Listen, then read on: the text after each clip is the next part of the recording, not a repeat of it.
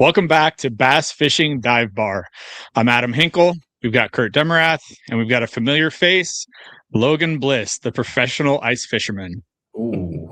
I don't know about that. Yeah, you're about done with that. No, I'm done with that. That stuff's going down in the basement. It's going. The ice is going south fast. Yes.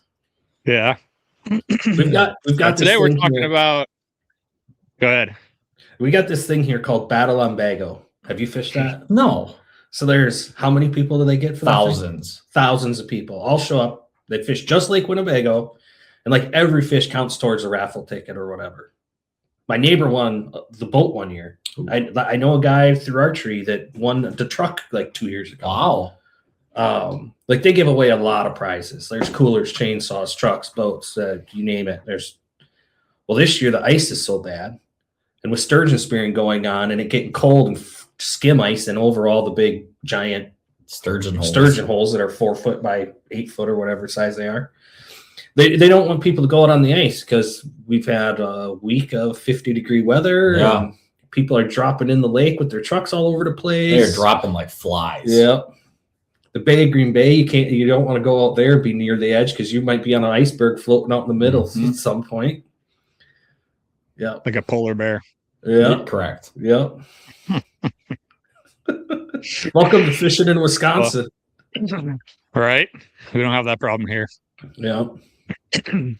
We got some open water happening. Speaking of stupidity, we're going to talk about the latest stupidity in bass fishing today. We got the dual threat scandal going on, and we got people claiming the grub that was won on the Guntersville Elite Tournament by Hank Cherry. And we'll get started on the dual threat thing. Yeah. It's pretty stupid. Yeah, I know you and I talked about it before that, you guys had something out on the West Coast sort of similar. I just, it's unfortunate to see anything like that happen for whatever reason. No one, there's a lot of people claiming they know that it was a scam or this or that, but I don't know if anybody really knows quite yet what's actually all going on there, but it isn't, no matter what, it isn't good. I think there's not a lot of facts out there right now, but it doesn't look good. No, I mean, when you got a guy coming in with a false name and somebody claiming they know him as somebody else, there's something shady going on. Yep. It's pretty sad that, this level of fraud has now reached fishing. Yeah. It's humanity right now. I mean, that's an elaborate scheme that he was running. I haven't dug like super deep into it, but I've watched some, other podcasts and guys talking about it. And it's just like that took a lot of thought, and that's pretty crappy when you put that much thought into scamming people out of their money. Now it's fishing. I mean, people have been doing it with businesses and whatever, but it's just like, it's the rampant fraud that's just overtaking humanity right now. There's so much thought put into how to accomplish it, but to me, it doesn't look like there's a whole lot of thought put into how to get away with it. No. Like, how do you, Well, I mean, he's gotten away with it so far. Well, there's going to be something. I don't know how far he can run, but I don't know.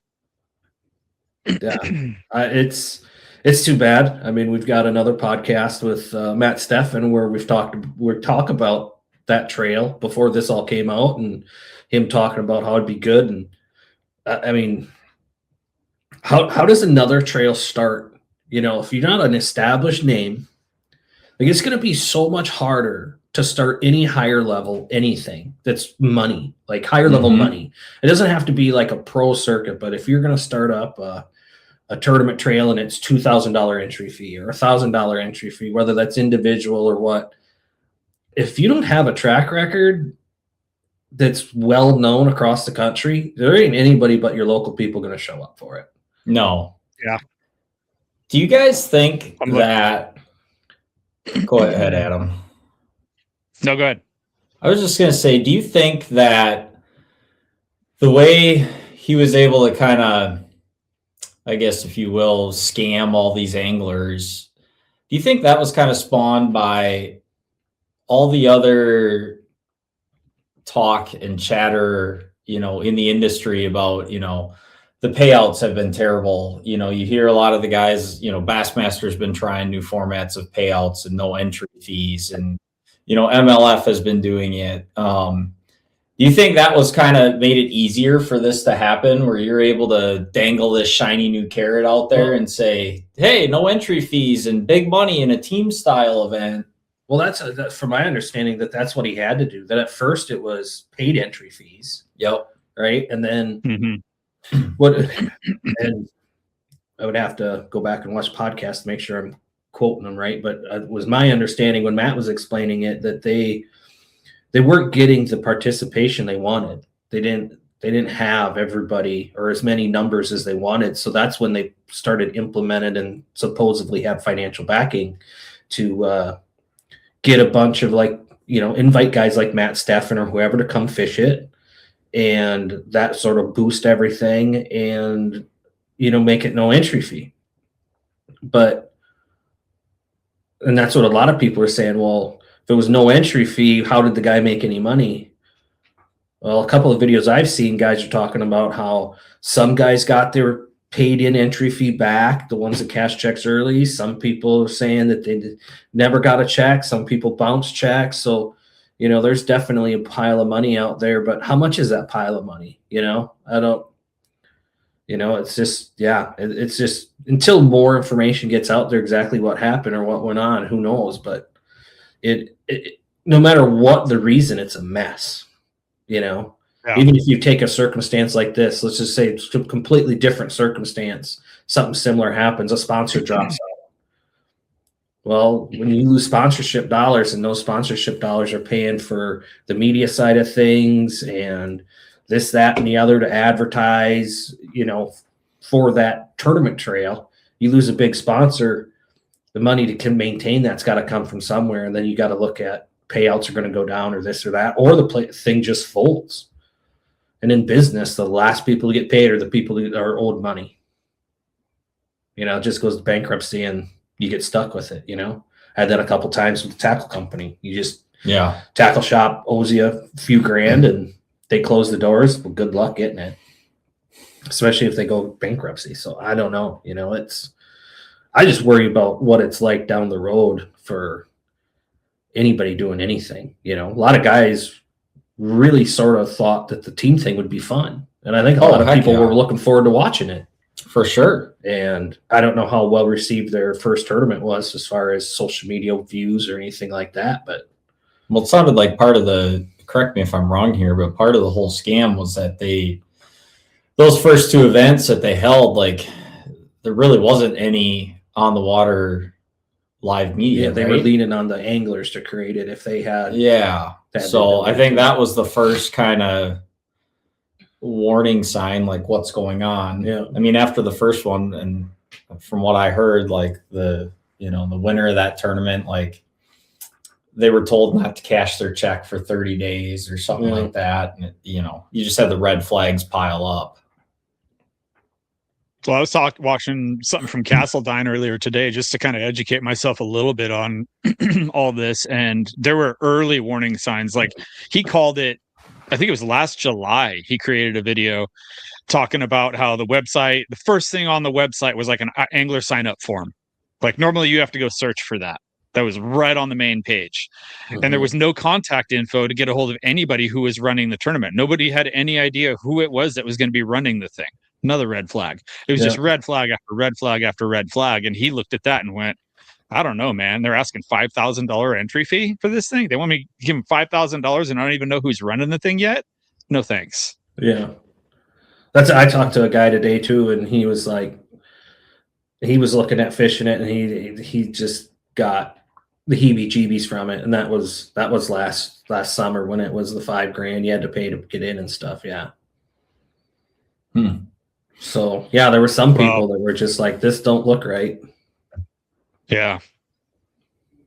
Well, I'll say it's perfect timing for, I don't know if you heard about the World Bass Enterprises thing going on.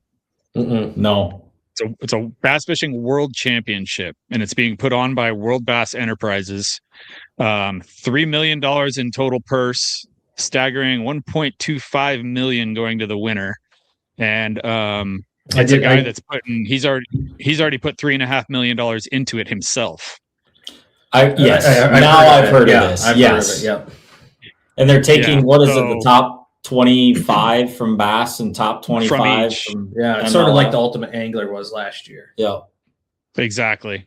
So, I mean, to me, it couldn't be any more perfect timing for them to step in and say, look, this is legit, you know, to prove it, that someone else can come in and run something like that.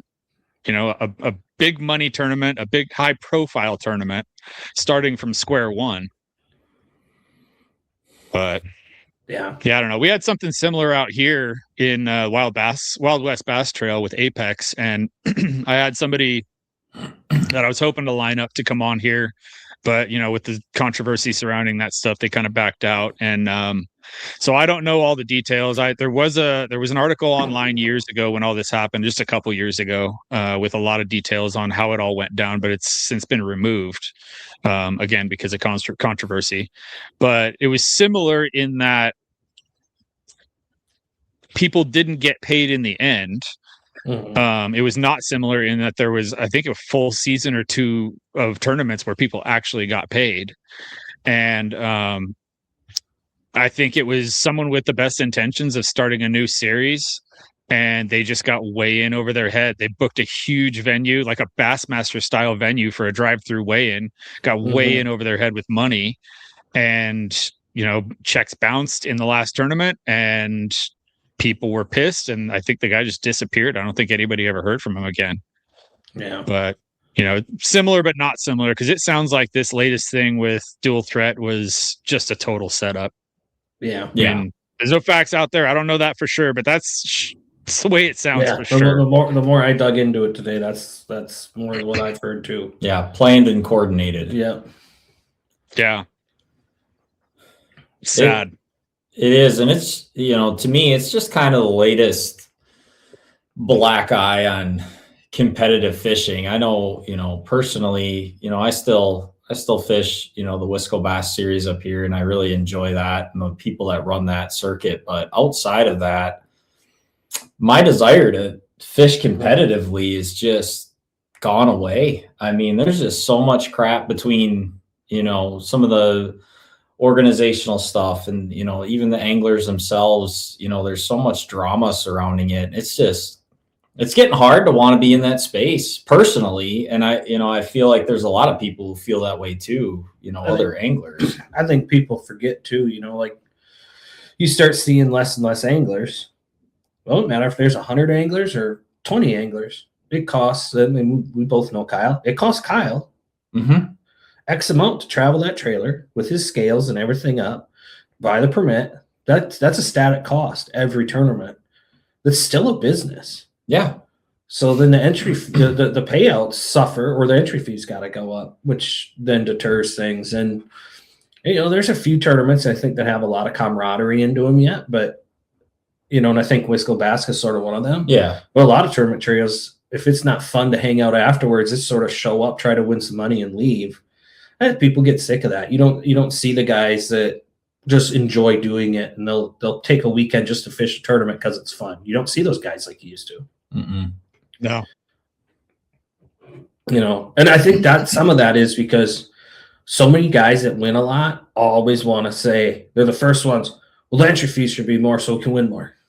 Yeah. The entry fees are more, we can win more. If you charge more for the entry fee, you can lower your percentage of keep, you know? Well, no, you can't, because you lose half the field. Right. You raise it $50, lose half the field. You know? That takes a little while to establish what's right for each circuit too. I mean, I think, you know, Wisco's played around with that different ways a few times, and I feel like they finally, you know, they got it. Yeah. They're in a really good spot because they're drawing the numbers they need to draw.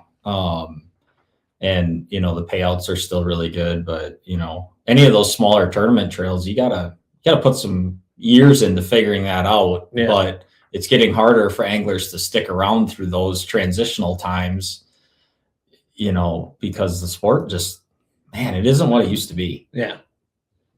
No, it's not. No, Not at then all. you start talking too about just the expense of boats and everything else that goes on top of it, and the truck to pull it, and the graphs that if you're going to be if you're going to be like, hey, I want to compete and I'm going to run forward facing sonar. Well, a lot of guys are having to buy new graphs and a new I mean, what is a new Garmin with? You go looking at 4. I mean, if you just want to get a 10-inch graph with the black box transducer, you're 3,500, 4,000. But as I learned, because I did it all myself, it's not only that, you need to buy a good wire harness or know how to electrically rig it yourself. I don't, so I bought a harness. Yeah. Which that's another $500-600. Yeah.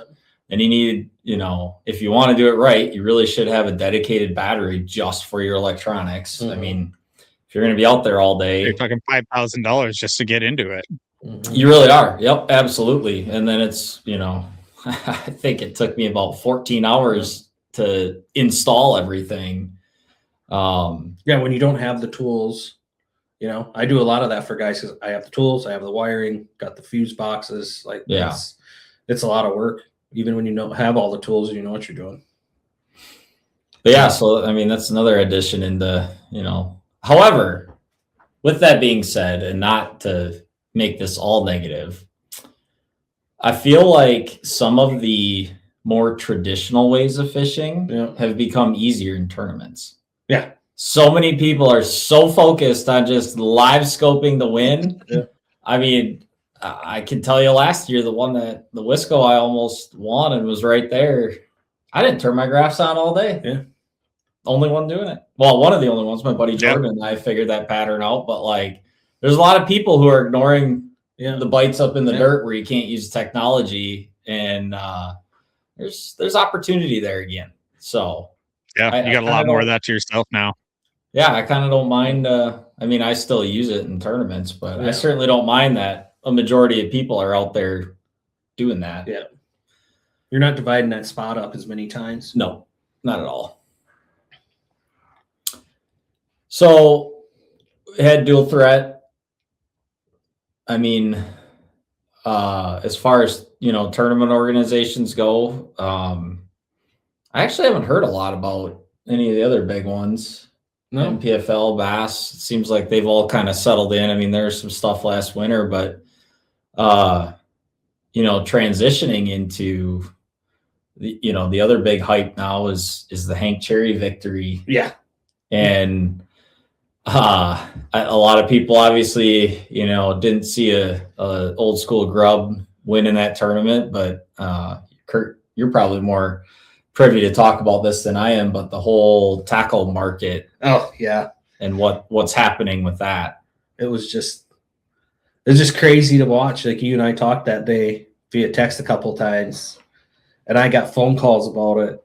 Like, all these brands jumping on Hank Cherry's post, sharing his post, claiming it was their grub that won it, and literally not just taking credit for it, but putting links up of their own website. We have it, it's in stock. And it wasn't just one brand. And it just boggles my mind as a brand why you would do that. Especially, I've been in the industry a long time. It looked like, to me, like a grub that I've seen multiple other brands. Now you can always affect plastisol consistency, color, salt, all these different things. Who knows? You look at a picture, one brand's grub might look the exact same, but the tail's a little bit thinner or the plastic's a little softer. So who knows what the difference about that grub is? But to me, there wasn't anything special there that didn't make me think that it was just a house mold from somewhere. Yeah, very well could have been a much softer plastic. Like the old Kalen's grub was a super soft plastic. And they did some different things in the manufacturing process of that to make it unique. There's just so much that you can't see from a picture, but I can tell you one thing: it wasn't 4 or 5 different brands of grub being used; it was one. Yeah. Well, the other part. So whose was it? The other part of it too is we talked about this before we came on the podcast. some of the folks using AI to alter what head was on there. Yeah. We've seen, I've seen pictures of a round ball head. I've seen pictures of, a head that was very similar to the one you created, the Guppy at Dirty Jigs. And it's like, and I don't know why. Was it AI? Was it actually he used multiple different heads because that's what he had? Maybe he wanted a 5/16 and he could only get that around. Who knows? Yeah. He was using one, according to him on a podcast that I listened to recently, he was using one head. And I don't remember exactly whose head it was, but it was one head. Yeah. But it's just kind of funny how this is just taking storm over the internet, and I mean, he had to do a video. He had to do this was not these people's grub. He called the one company's product garbage. Yeah. I haven't seen that, so there's ignorance on my part. But it wouldn't surprise me. He flat out called out the one company. Yeah. And just said it's not theirs, their product's garbage.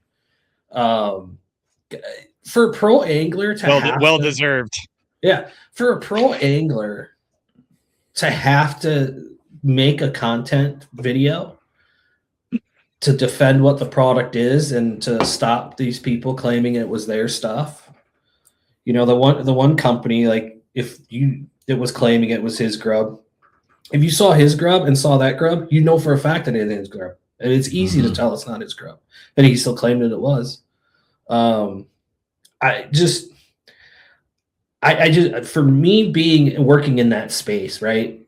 I saw people, you see pictures in FLW, guy's not sponsored, may not be sponsored by anybody. Doesn't say the brand of the jig or whatever. You just see a picture of it on FLW or Bassmaster at the time, I wasn't about to go run around and take claim to that guy's tournament win because he was using a Dirty Jigs jig. If you know what it is, you see it in the picture, you're going to go buy it. It's not my place. I don't think it's any of these brands' place. And Hank Cherry and every other pro angler's got sponsors that pay or do whatever they do to have that promotional capability when they do well on the product. If you give people credit as that angler that don't do those things for you, that don't support you, it devalues the value of your promotional aspect. So I don't blame him for not saying anything about where it was, what it was, or any other pro angler. I wish the pros could more openly speak. I wish they didn't have such strict guidelines on, non-compete type stuff. Yeah. I think it would be better for the industry in the long run if guys could openly talk about, I throw this jerk bait because I think it's the best jerk bait, or I throw this jig at this time, even though my sponsor might have something, competing against it. I think it would be better for everybody if they could, but that's not what we live in. That's not how the industry works, right? There's very few people that have that don't have exclusive contracts. Yeah, for sure. So you got to let them honor that contract. So we've seen in the past, the first thing that comes to my mind is Randy Howell's victory on Guntersville in the Classic. How he claimed that, the Howler was the Classic winning bait, but most of his fish were caught on a DT6 in the demon color. Yeah. He wasn't flat out lying because he did catch, I think it was a key fish on the Howler. He wasn't completely lying about it, but the majority of damage was done on a DT6. So we've seen that before. But in the past, I can't recall anywhere in tournament history where a tournament was won with a certain bait and companies came in claiming it was our bait. Can you remember that happening in the past? No, there's been a lot of that where we've seen it, especially with the jerk baits, like when the Vision 110 was first getting really big, right? You've seen guys talking about, I use this jerk bait and then another unnamed jerk bait, right? Like we've all seen it was always the fishermen doing that. Yeah, it was always the fishermen. Yeah. But now with social media and they get these pictures out there, I'm sure it's happened before, but not to this level. No. I'm sure. I know for a fact that there's one person that has definitely done that before. And I'm gonna be nice, and I'm not gonna call him out, but he was also involved in this circumstance. I definitely never to this extent. There was definitely No, this is to a new level. Yeah. And I don't know if it's did the world just learn about a grub? Because I've known about a grub. well, yeah. I mean, I think, Well, You know- honestly, I think that's one of the reasons why this happened as quickly as it did, and with how many companies came in saying that, is because there's nobody fishing with a grub anymore for the most part. I mean, it's kind of a hidden treasure. Yeah, you are. But the majority of tournament bass anglers out there are not using grubs. No. And a grub is so easy to just go claim. Mhm. Like, you're not just going to go out there and claim a Vision 110 anymore, because everybody knows what a Vision 110 looks like. Yeah. But most grubs look similar. Yeah. So everybody's going, the 2 or 3 companies, whatever it is, that's going out there and claiming that it's theirs. It's easy for them to do that because the general bass angler can't tell the difference. They look at the site, they see a chartreuse grub. Oh, they're right. It'd be like if somebody won on a flip and they get away with it. Yeah. Yeah. Yeah. And tomorrow everybody's going to forget about it. Yeah. Yeah. Well, especially the grub. It's like, I'm surprised the grub hasn't gotten more popular, because it is something that I throw consistently. I know you do. Mutual friend of ours, Troy Kilgus, he likes to throw that quite a bit too. I will say, I think it's a northern angler thing. I think we've never give up on it like a lot of the other parts of the country. But I don't throw it for largemouth very often. It's primarily been a smallmouth thing for me. Right. Yeah, for sure. Yeah. In cold water, especially. But you definitely catch largemouth. I'm surprised it hasn't gotten more popular, and it's really I was shocked that it's like, oh, here we finally hear about the grub again. Yeah. And it's not in a forward-facing sonar tournament. Because I would have thought that, like, he's going to bring the grub back, right? Because it's something that the fish haven't seen.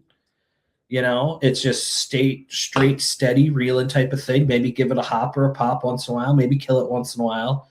It's an even finessier version of this, small swim bait. Yeah. And it's similar enough to a minnow where guys are going to grab it and throw it out there.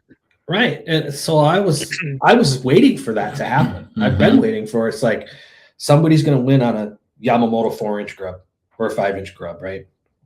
Especially their grub, real subtle, minnowy, limber tail. Yeah. But no, haven't seen it. Took a Hank Cherry on Guntersville to win in a forward-facing sonar tournament, and maybe that'll be what causes it to become a forward-facing sonar bait. But it's definitely going to be one. Yeah, for sure. I mean, the things are way cheaper than a dang pack of swim baits too. Oh my gosh, yeah. Like 20 Yamamotos is like $4 or $5. Yeah, cheaper than minnows. Yeah. You're not paying Sakamata prices with the grubs. No. Boy, if they ate a grub like a Sakamata, that would be fantastic. You got to have the Judy fish. The what? Judy fish. The Judy fish. You haven't seen the Judy fish? No. Have you seen the Judy fish? That's the one with all the appendages off of it? No, you haven't seen it? Squid? No. I'm going to look this up now. Odd? No. It's called the Judy fish? Yeah. Judy? Yeah. Yeah, I think that's what it's called. Yeah, it was big talk last year. I mean, it doesn't surprise me that I haven't heard of it. Oh, yeah, look at that. Hide up Judy fish soft jerk bait. Yeah. Oh, I thought you were talking about an actual fish. Okay. No. Oh. It's like, what the hell kind of fish are you talking about? The first guy that told me about this, I was like, you mean like a Swedish fish? The candy? I mean, I could see this working. No, it's a minnow with about 12 different tails on it. Yeah, it's got appendages off the sides. Better hope you don't get run that through some schools of bluegill, because those are all just nipped right off. Oh yeah, perch. Kill that. Gobies. Yeah. Yeah, don't fish it by the bottom. Yeah, don't get it near bottom. You end up with a bass assassin. Yeah. There's a company that hasn't come back. Yeah, I'm waiting for people to shake a sluggo. Ooh.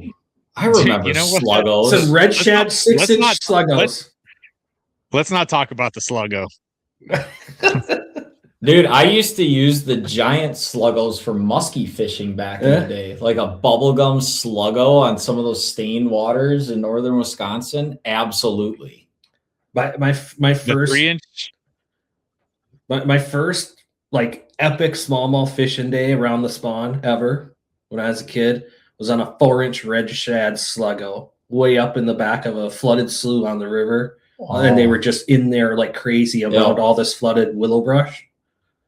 And yeah, it was like they saw it coming. Like it hit the water. Just wakes. Yeah. On the old sluggo. The 3-inch. Wow. The 3-inch sluggo on the clear casting bubbles that you fill with water. Yep. We had one of our fisheries was like 20-foot visibility consistently for years, and those fish are schooling out on shad in the middle of the lake, and the shad are only like that big. And that 3-inch sluggo on the casting bubble, because you could cast that thing a mile, because it's a bobber basically full of water, and you're throwing it on a 7.5-foot, 8-foot spinning rod. You can bomb that thing a mile. Dude, you couldn't move that thing fast enough. Basically, crank it as fast as you could wind your handle, and they'd crush the thing. Yeah. But, yeah. We do have clear stealth bobbers up here. What's that? We have clear stealth bobbers up here. Yeah, but you know what he's talking about? Yeah. The casting. Yeah. That's a Those trout float, fishing right? thing. Yeah. Yeah, no, these sink. Oh, it's a sinking one. Oh, Well, if you yeah, fill they them up, fill if you fill them up too full, they'll sink. Yeah. huh. Yeah. Oh, yeah. I'm gonna have to look into that. Yeah. That's pretty cool. It's a good way to get a little bait out there. I guess so. Huh.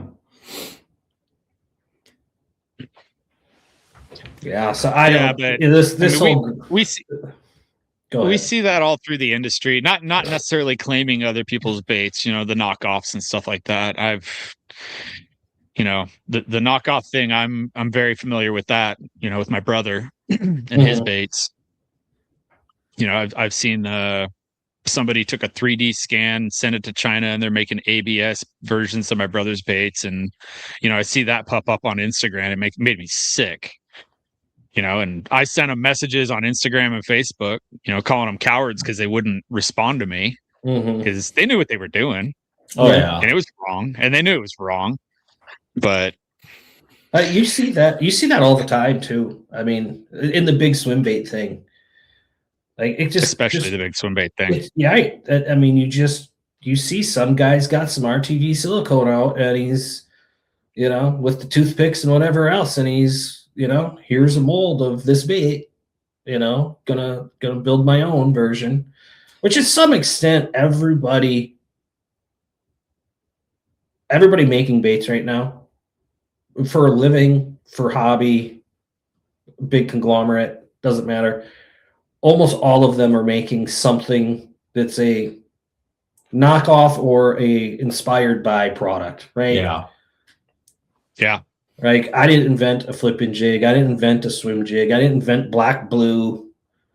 I got to the point where I was just like, it's flattery, like Alabama brim for a while. I feel like that was like the #1 copied jig skirt out on the market. And it was like, this is freaking cool. Like I've made it. Like there's this many companies copying this color. Yeah. When every jig company in America is making an Alabama brim, basically, you've made it.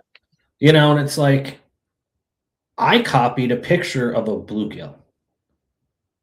I just did it in a way that no one else had done before, in my opinion. Yeah, for sure. I think I just mimicked it really well. And at the end of the day, we're all trying to copy nature. So you're going to have colors get copied, And sometimes I seen some bait designs that I knew what I did. I knew how I did it.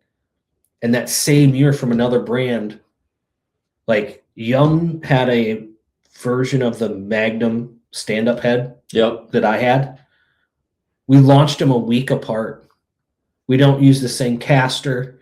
We don't, it's not like their pro staff's my pro staff or anything. I did that sort of on my own, just hearing things from customers. Next thing you know, you got two brands completely unrelated. Yum comes out, they're like the same hook options, the same everything. And so it's like, we all read the same magazines. We're all dealing with, and that time it was like, we need a big shaky head for these big Magnum trick worms and stuff like that. Right.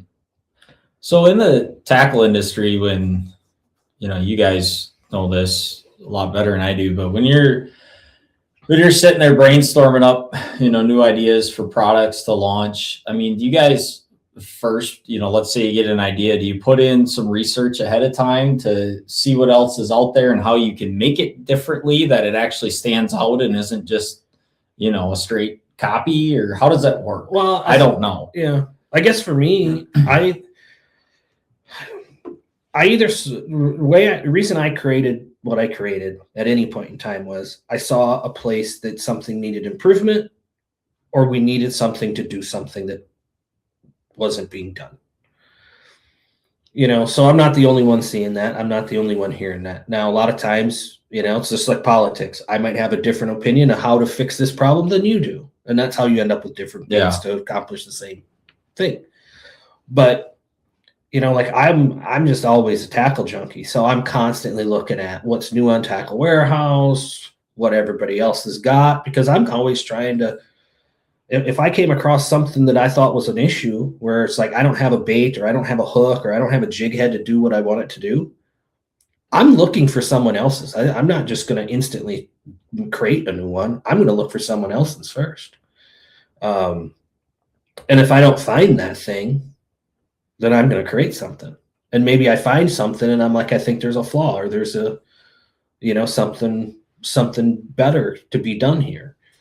I think most people approach things that way, but there's still a lot of people that they just slap stuff together that's not unique to them by any means. And, boom, they have a tackle company. They're buying, because there's, whether it's plastics, whether it's casting companies, all these major suppliers in the industry have what we call a house mold. So like Cast Industries is who did all my casting. They have, just weedless bass jigs. They have probably 30, 40, 50, at least profiles of different head designs. It's of their own design, and anybody can buy that. And there's very little you can change hook wise and weed guard wise when you do that. And you'll see a lot of those like at the Jan's Net Crafts and the, Barlow's Tackle and Lure Parts Online. You'll see those items available. And then you'll see like, for the longest time, Dirty Jigs, HP Flippin' Jig, which was a Tackle Warehouse exclusive. People really liked that head, but I tweaked it and put a wire keeper in it and put a Gamakatsu hook in it. But at the end of the day, that was a Cast Industries house mold head design, but people liked it. So they want your skirt colors. They like that head. You put it together for them, never claimed that to be something I designed or created. Right. That's a big difference. Yeah. But you do get to a point like, I sat on the guppy head design for a while because I was waiting for a patent on that keeper to run out. I really liked that keeper. I was waiting for that keeper design patent to run out. So, there was another company that I had talked to, the owner of that company, and we discussed that style of head and that keeper. And I'm like, I can't do it here, but you can do it there. If you want to do it, go at it. Well, he came out first, then there was me. And between me and him, we sort of created that small profile, minnow heady, like we put it in the common conversation. Yeah. There was other companies that did stuff like that first, but we put a Gamakatsu hook in it. There was a little heavier wire. It wasn't this light wire one. Like Northland had different stuff for years, but it was always more walleye stuff. Well, now you create something that becomes a category in the industry that as a brand, you have to have an offering. And you're opening the door. You're going to get either knocked off, almost copied. I mean, I know there's guys that have literally taken the guppy head, laid it in a mold, stripped the paint, laid it in a mold, and copied it that way in a silicone mold. And it's out for sale. You can go to Tackle Warehouse and buy it. But then there's a lot of companies just have to do it. Well, that's no different than me. I had to have a flipping jig. I had to have an Arky style jig. I didn't invent the Arky jig. So where you draw the line of what's copying and what's not, now that Z-Man's, some of their patents are running out, look at how many new chatterbaits you're seeing again. This year also, I think in 2025, the titanium wire on a spinnerbait expired. Oh. So you're seeing some spinnerbaits come out with the titanium wire again. Because otherwise Terminator had that locked down. With time, everything becomes industry standard if it's good, and people are going to copy it. Yeah. You just got to accept it. But when you take something, what I don't like, it will get me fired up, is like you talking, Adam, where your brother hand carves these baits. Like, he is a artist in his carving. It's art. Exactly. Like he probably do a lot better just hand carving fish for like taxidermy type stuff than he would making baits.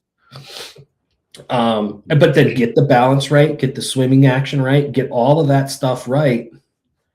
And the guy that's willing to hack that thing in half, buy two of them, hack one in half to see how it's balanced and weighted, and mold the other one. I mean, I don't know. You're really attacking that person's skill and taking them. Yeah, you're not. It's not a corporation that's got the ABS molds that's making millions off of it. You're talking about a garage guy that put who knows how many hours into it, and that's his living. Right. It's a single guy. It's a single guy's living. Yeah, and you're just gonna go make an ABS version of it and make it, mass available to everybody. Yeah. It's wrong. Yeah. I was gonna say, do you see the more, blatant knockoffs in that big swim bait glide industry, especially the hard bait ones? Yeah, for sure. Well, I mean, yes and no. I mean, you look at the RC 1.5. Yeah. Strike King went and made their version, basically. It's almost the same exact thing. They Swim's knocked it off. That's at a huge scale. Yeah. The flag in the swim bait industry is, a big one. I think it was Berkeley that went and ripped that one off. The Vision 110. Yeah. Who did that? The Rick Clunn one. Is that Strike Pro? Lucky Strike. Yeah. Lucky Strike. What was it? Reaction Strike or Lucky Strike? Lucky Strike. Yep. Lucky Strike. They went and ripped that one off. Which is now just called Strike or something. Thing, but yeah, it's not just the swim bait industry. The swim bait, it's big in the swim bait industry. I would say it hurts more in the swim bait industry because it is garage guys that are building these things as their source of living. A single family home and not a corporation. Yeah. Right. Yeah. It's a very, very small business when it comes to, that level, because it's a very niche clientele base. Yeah. Sometimes I feel like it's just as many collectors as it is fishermen buying these things. Right. Yeah. So yeah, it definitely hurts. Those type of guys. And those guys are truly artists. Yes, for sure. Yeah, that's on a whole different level. They have taxidermy level skills in painting. They have. Like your brother with the carving. This isn't just some sort of looks like a trout or sort of looks like a shad. It looks like a replica taxidermy piece turned into a bait. Yeah, close enough. There's not very many people that have that skill. I will say there's a little bit of engineering behind that. Just to sit there and figure out how to make them move the way they got to move when you twitch them. Well, that's, yeah, you got both. You got the artist side who can carve a bait like that, and then you put it in a mold, and then you got to make it, figure out how to make the thing swim. And then he turns it into one of the best swimming baits, the glide baits ever made. It's not a chop bait, but it's a slow glide. Yeah. But I mean, there's, want to talk about skill, and the kid is unbelievably skilled. Way more skill than you. It's crazy. It's crazy how good he is. Way more than I am. I'm just a dummy behind the camera. I catch a fish every once in a while.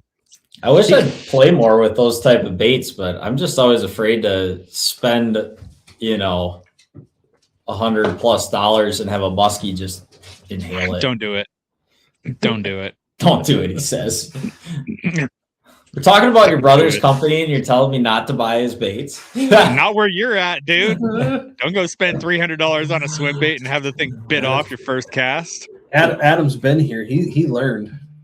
It might take more than 3 casts, but start off with some S waivers.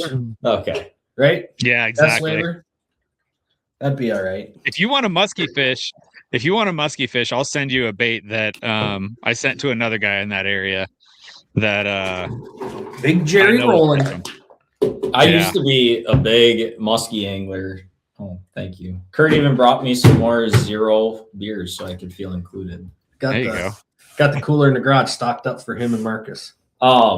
Nice. I used to be big into musky fishing, but man, I catch damn near as many bass fish. Oh, I shouldn't say land as many, but I get a lot of musky bites. Yeah. I haven't caught a musky bass fishing in a while. I catch multiple every year. When I used to weed crank. Mm-hmm. Oh God. Oh, it's like Shark Week.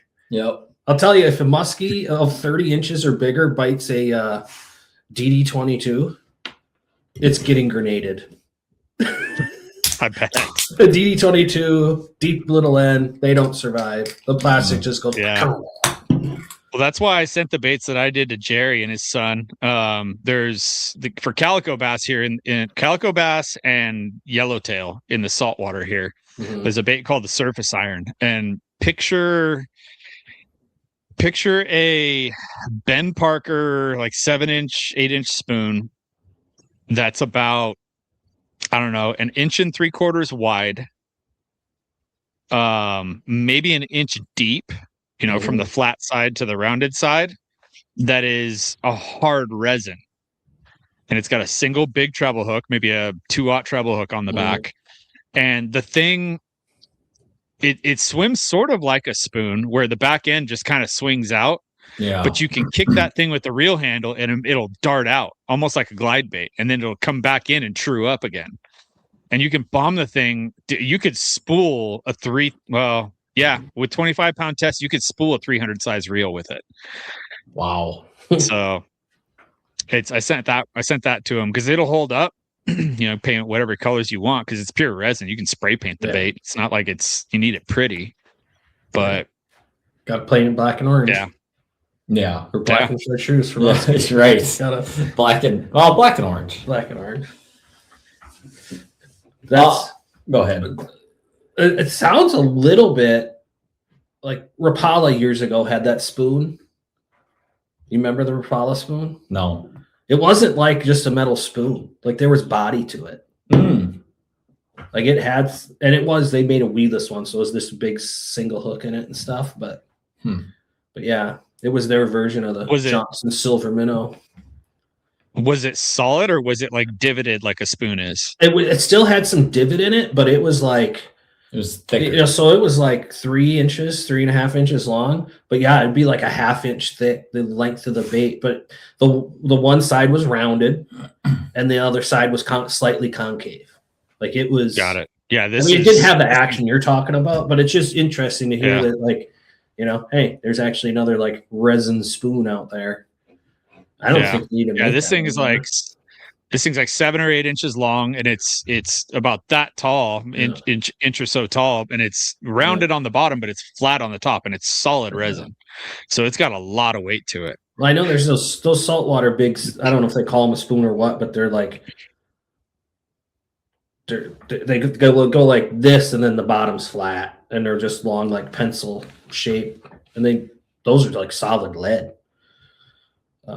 Those are lead spoons. Yeah, you see some of that type of stuff though in the ice fishing world. You should see some of the spoons you use ice fishing. Like there isn't any cup, concave, nothing to them. I've catch bass on them in the wintertime too. Yeah. Well, Castmaster. Oh, gotta have a Castmaster. Gotta have Castmaster. Yep. Still catches them.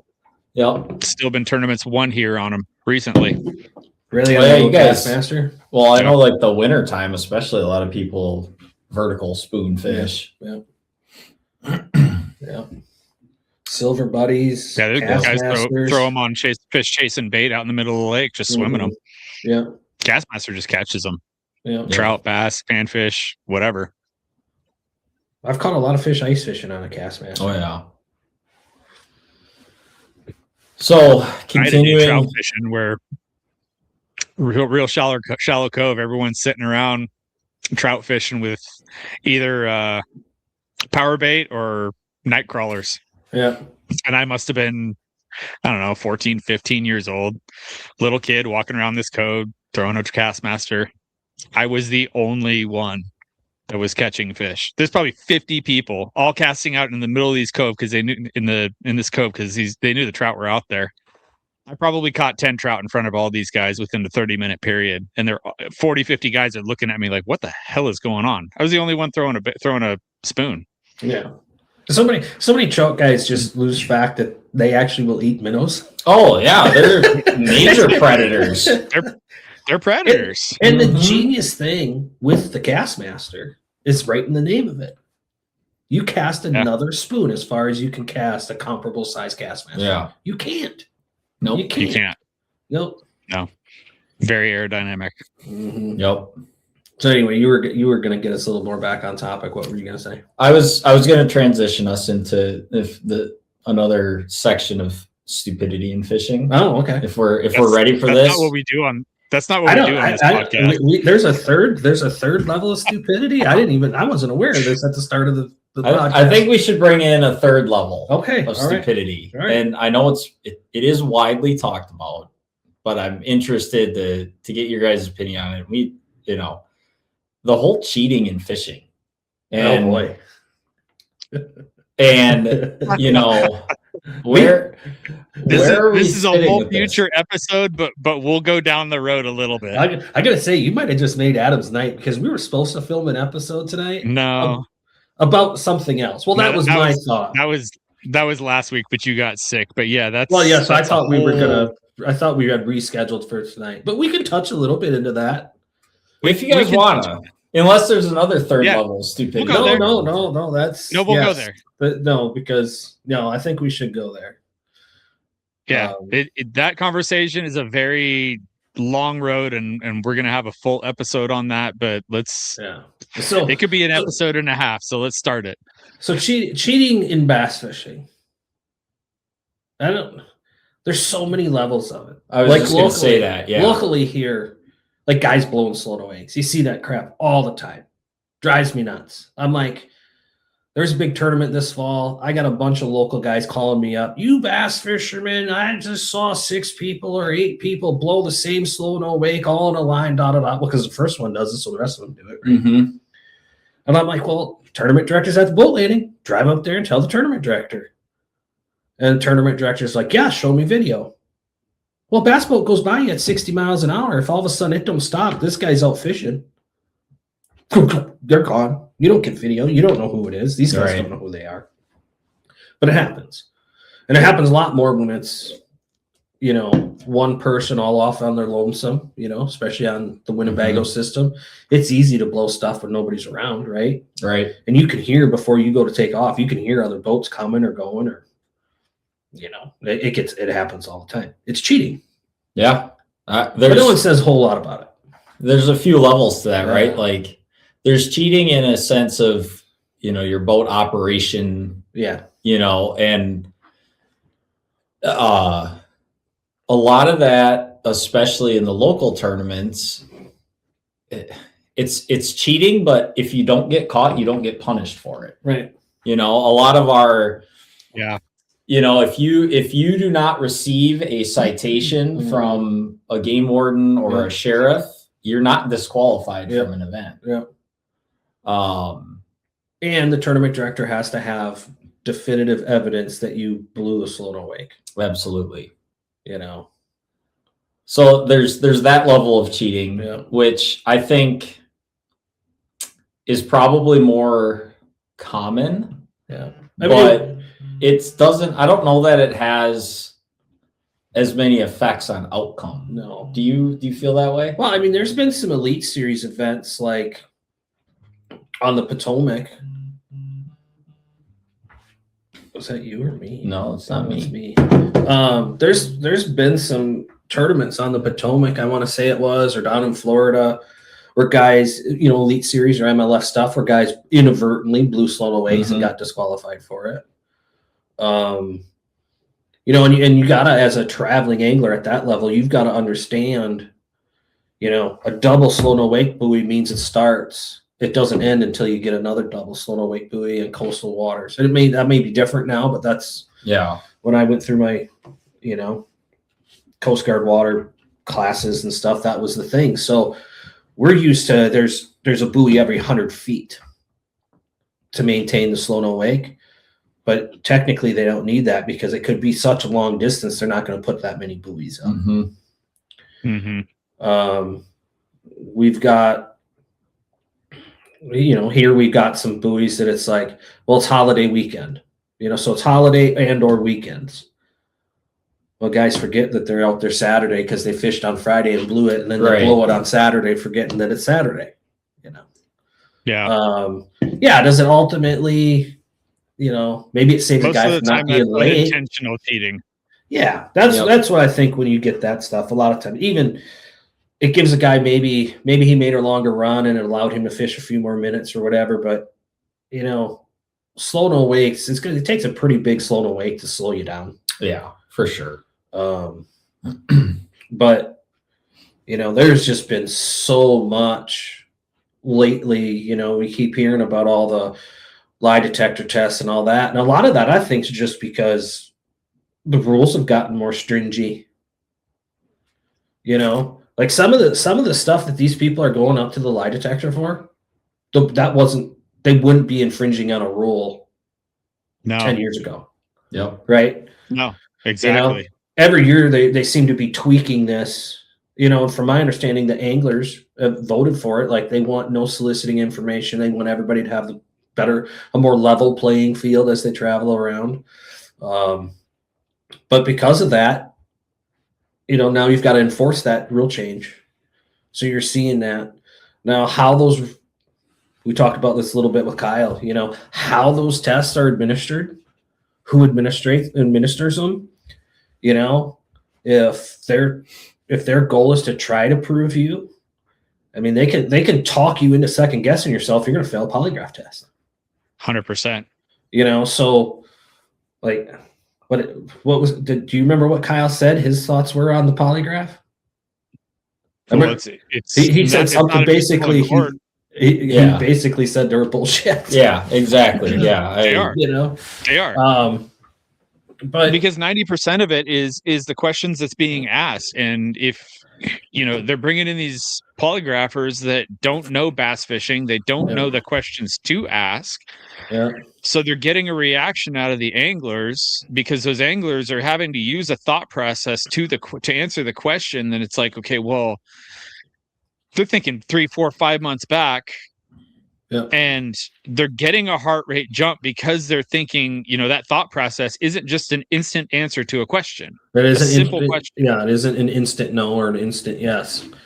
I think some of it too is the comment was actually, I talked to a guy today about the polygraph stuff.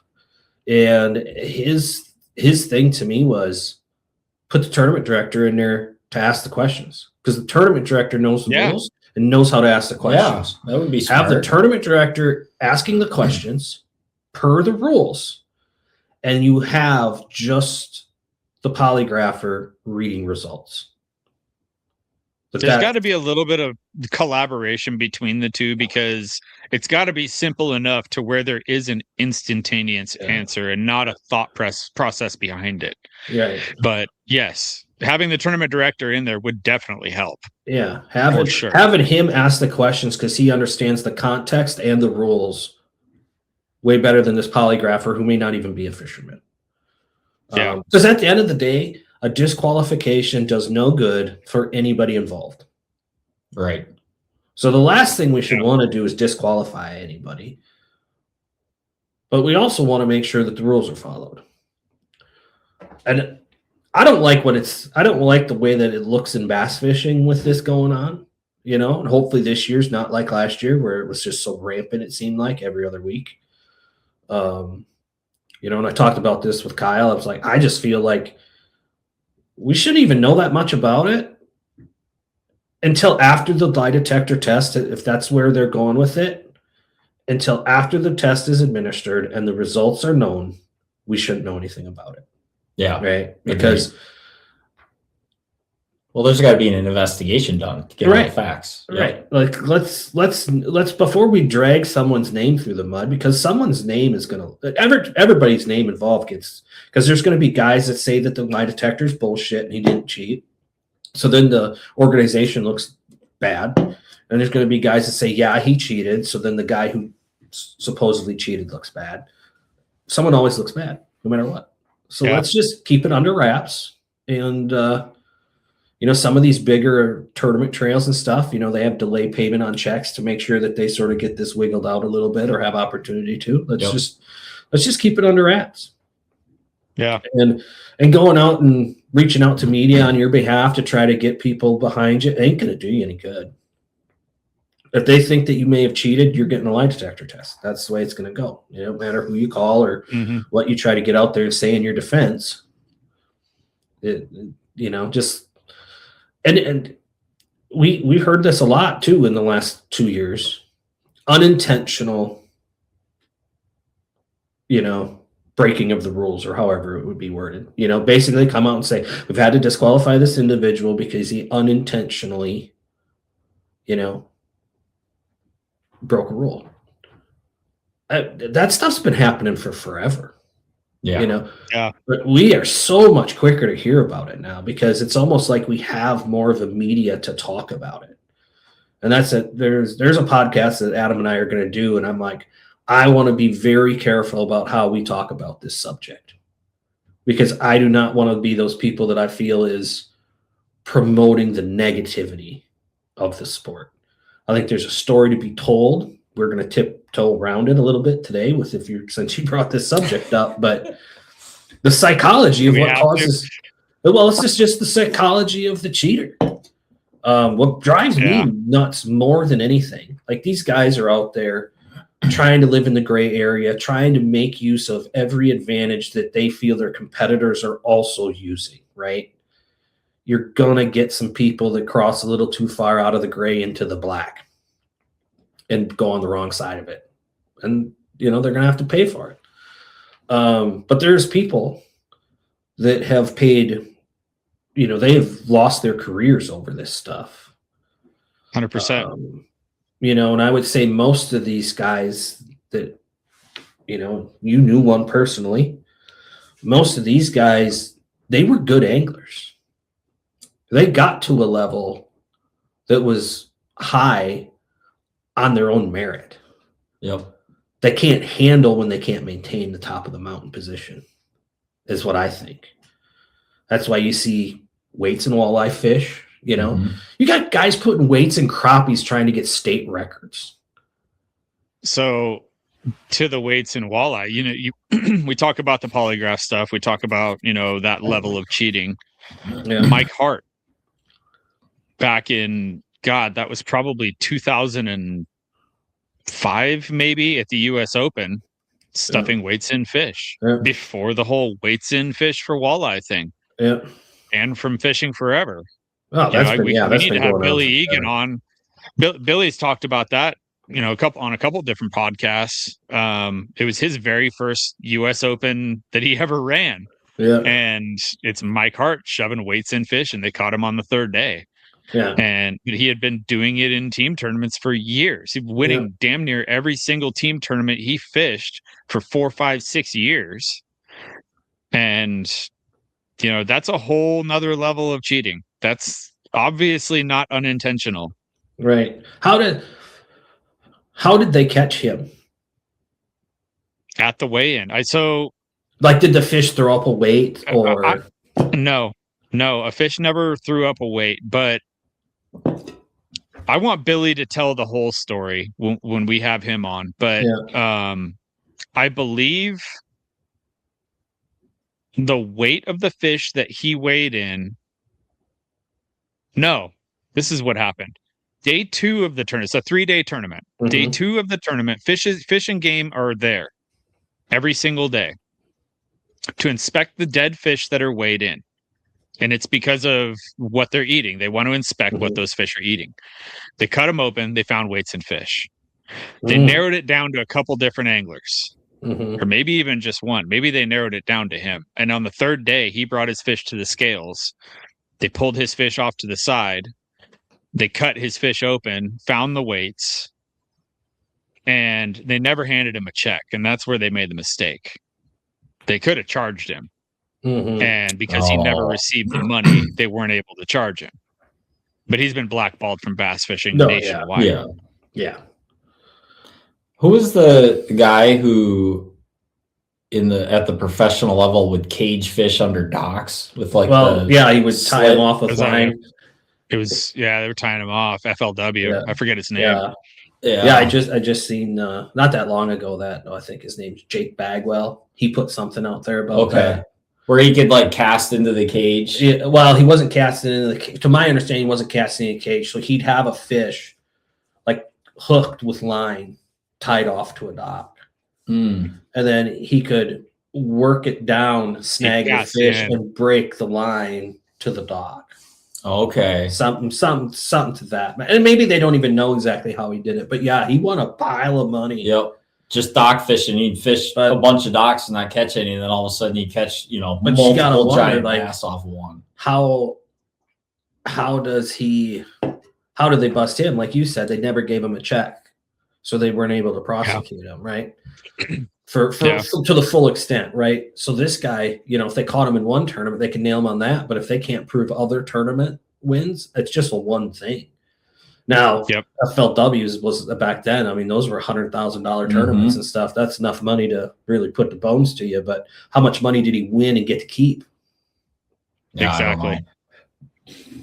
But back then, like you didn't. Those weren't tournaments. You just showed up and paid to be in. You had to get there. Yeah.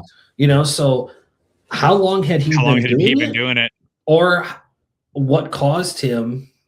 Because. I don't know. I mean, I think somebody particular that was a good angler, but just couldn't take it. It's questionable as to how good of an angler he was. I only fished with him a couple times, and I didn't really see how good of an angler he was. Yeah. So and every angler that fished with him said the same thing. Yeah. Couldn't even cast a bait caster. Yeah. But he's got multiple 20-pounders to his name. Yeah. Do you know what he's talking about now? I think so. Yes. Yep. That's a big controversy. I'm not going to rain on Adam's parade about having a whole podcast about it. No, I didn't want to either, but I did just want to touch on it a little bit. I mean, it's just, again, it's one of those. What it comes down to is just don't be a shitty human being. Wow, it's just. I mean, you put those guys up there that are cheating at that level in that way. Where they're literally tying off fish or snagging fish or this, that. You put them right up there with that guy with this dual threat fishing. Like, you literally scamming. Like, you see an opportunity to give yourself notoriety potentially or make a pile of money or whatever the reason. And it's like, why? Like, I just couldn't imagine being able to sleep at night knowing you're doing that. Well, no kidding. But I guess that's, we do live in a world now where morals don't seem to be too common. It's how you look on social media. It's not how you are. Yeah. Right? It's not the morally sound individuals that are doing this crap. No, it's not. And I'll tell you what, it don't even pay to hold up big fish pictures anymore because AI is about another year away from just faking all that shit to the point where you can. Dude, you're not kidding. You can tell we're getting spicy because we're starting to swear more. Yeah, right? I don't know if it's the beers or what. But Damien Tao, pretty sure that's his name. Have you seen the almost 19-pounder that was caught last week? Yep. Yeah, Northern California. So almost 19-pounder. He caught the fish, tried to get a certified scale at the lake, couldn't get it, took it to a store with a certified scale nearby, got it weighed. It was 18. I want to say it was 18.75. Don't quote me exactly, but that's pretty close. Lake record. But it's not considered a lake record because it was not weighed at the lake. And he took it back to the lake, released it, but he transported a live largemouth from and back to the lake. So he broke a law, and it's not being considered as a lake record. Wow. You can't do that here either. You can't. You can't transport a live fish. No, you can't. Period. No. Yeah. Well, you can't. You can Well, yeah, you're right. You can't. Because you're supposed to kill them at the landing or before you even take your boat out. Yeah, they're not even supposed to be live when you. Like, they can't just be flopping in your live. They're not supposed to be flopping in your live well live. No. Yeah, they don't really enforce that here, to my knowledge. But like, if your live well's empty, your live well's empty. Yeah, I don't know if he got fined or anything from that, but but I don't remember exactly what you said that made that click in my brain. That recently happened, but well, just the heat of the moment, he probably wanted to keep the fish alive and was like, I want to get a certified scale, and I mean, it's actually sounds. A fish of that caliber. Oh, it was the AI thing. That's what tipped me off. Yeah. First picture that I saw of that fish, he's standing on the shoreline holding it, and I didn't know how tall the guy was. I recently found out he's about 5 foot tall, and the thing looked 27 pounds in the picture. Yeah. If you're picturing a 5'10" guy, or whatever, your average size guy, the thing looked just, oh my God, he was huge. But it was almost 19 pounds. A 5 foot tall guy, it's going to make it look that big. Yeah. AI you're going to be able to get away with murder as far as, claiming sizes of fish. Mm-hmm. Yeah. I don't know. That's one thing. Like you said, this whole circumstance with this guy, yes, it's a fish of a lifetime, right? Mm-hmm. But he's worried about getting certified scale for a lake record. Oh, what's that? What's that? Yeah. Excuse me? A lake? It's a big deal here. Yeah, it is. That is. We don't have those. We don't have those. It's a big deal here. Yeah, Texas is big. There's a lot of guys chasing them here. Even here, we just had one caught recently here a couple weeks ago. That was one thing that, with talking to you and talking to Matt a lot back in the Dirty Jigs days, PBs. You talk to a West Coast guy, PB gets brought up, personal best. Nobody else around the country saying that stuff. Nobody.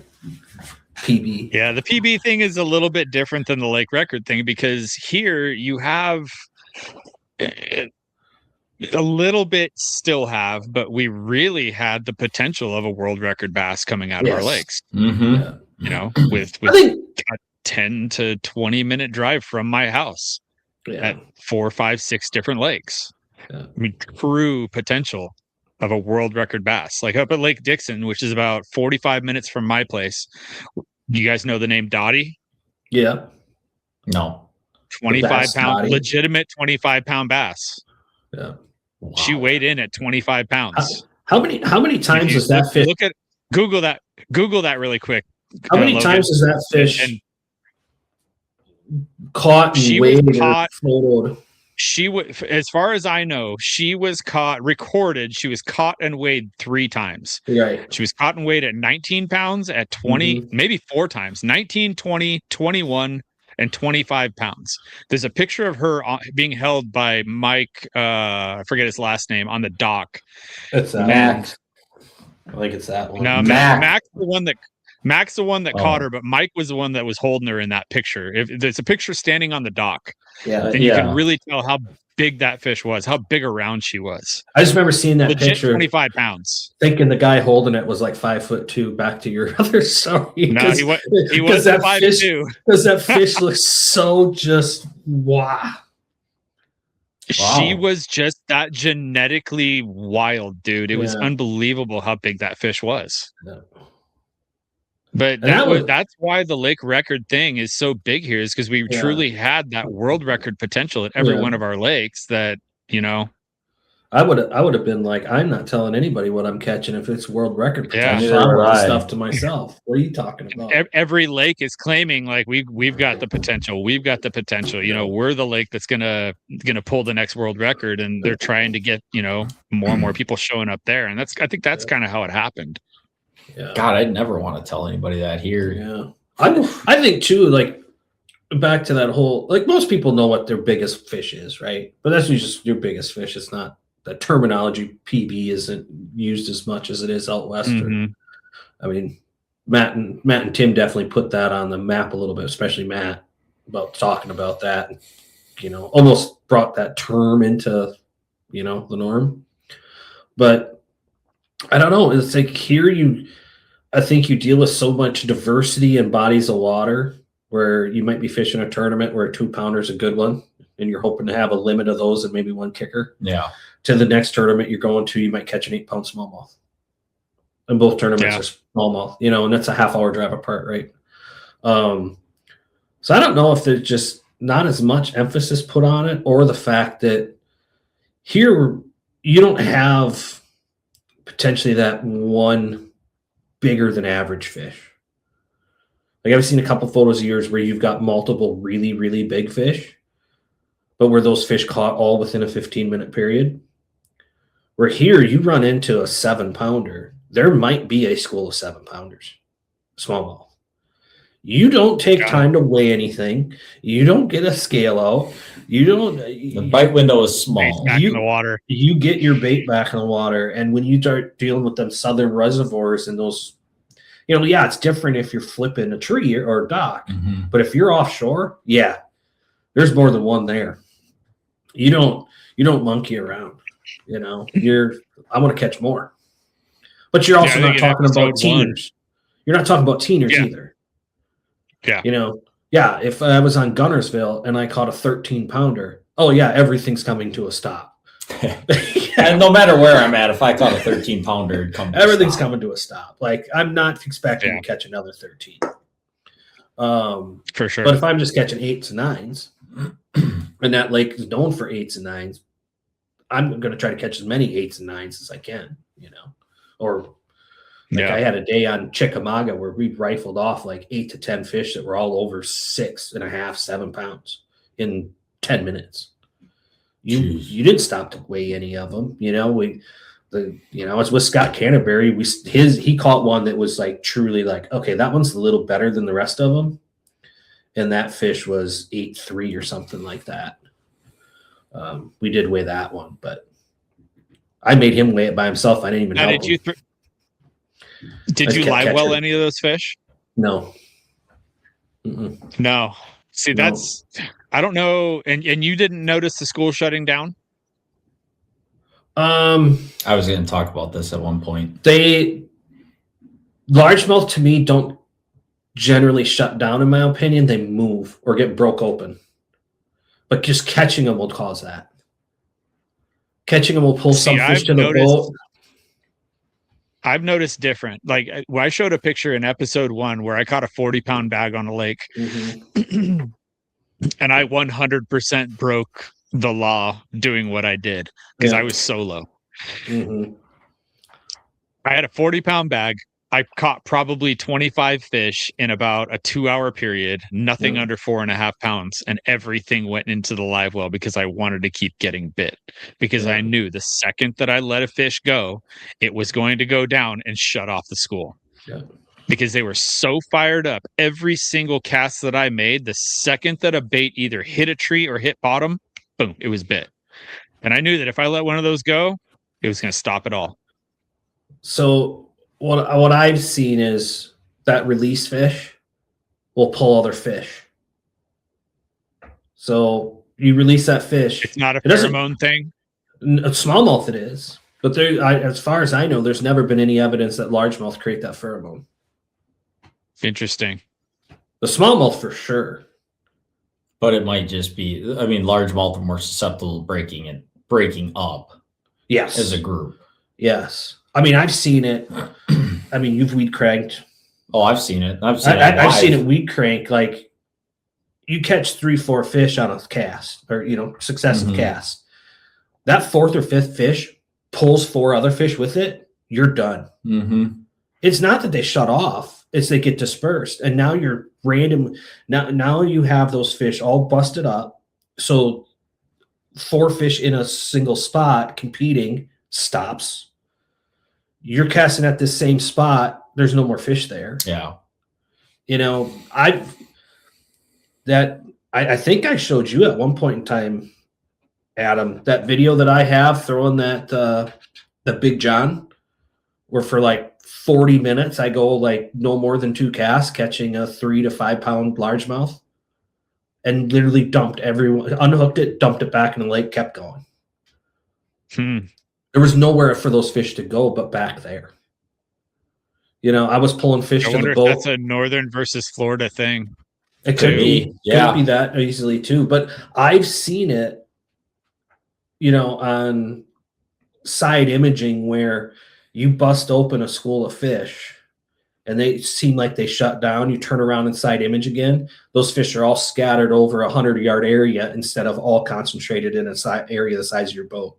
I don't think they're shut off because you can go pack them off.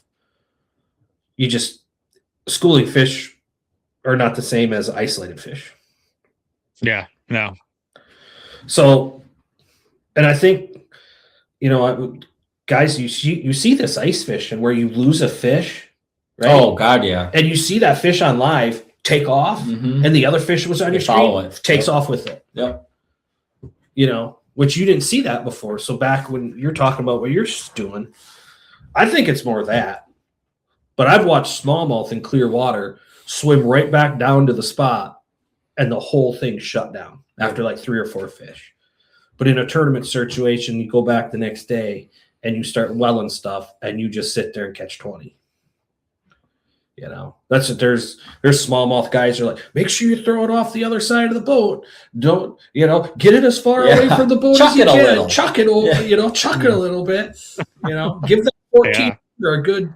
I mean, we do that on the river. Like we didn't when me and you fished the river because those were nice fish. But yeah, if I could get her, you know, I'm flipping a bank over here, I catch a fish and it's a little one, and I think there's more fish on this little spot.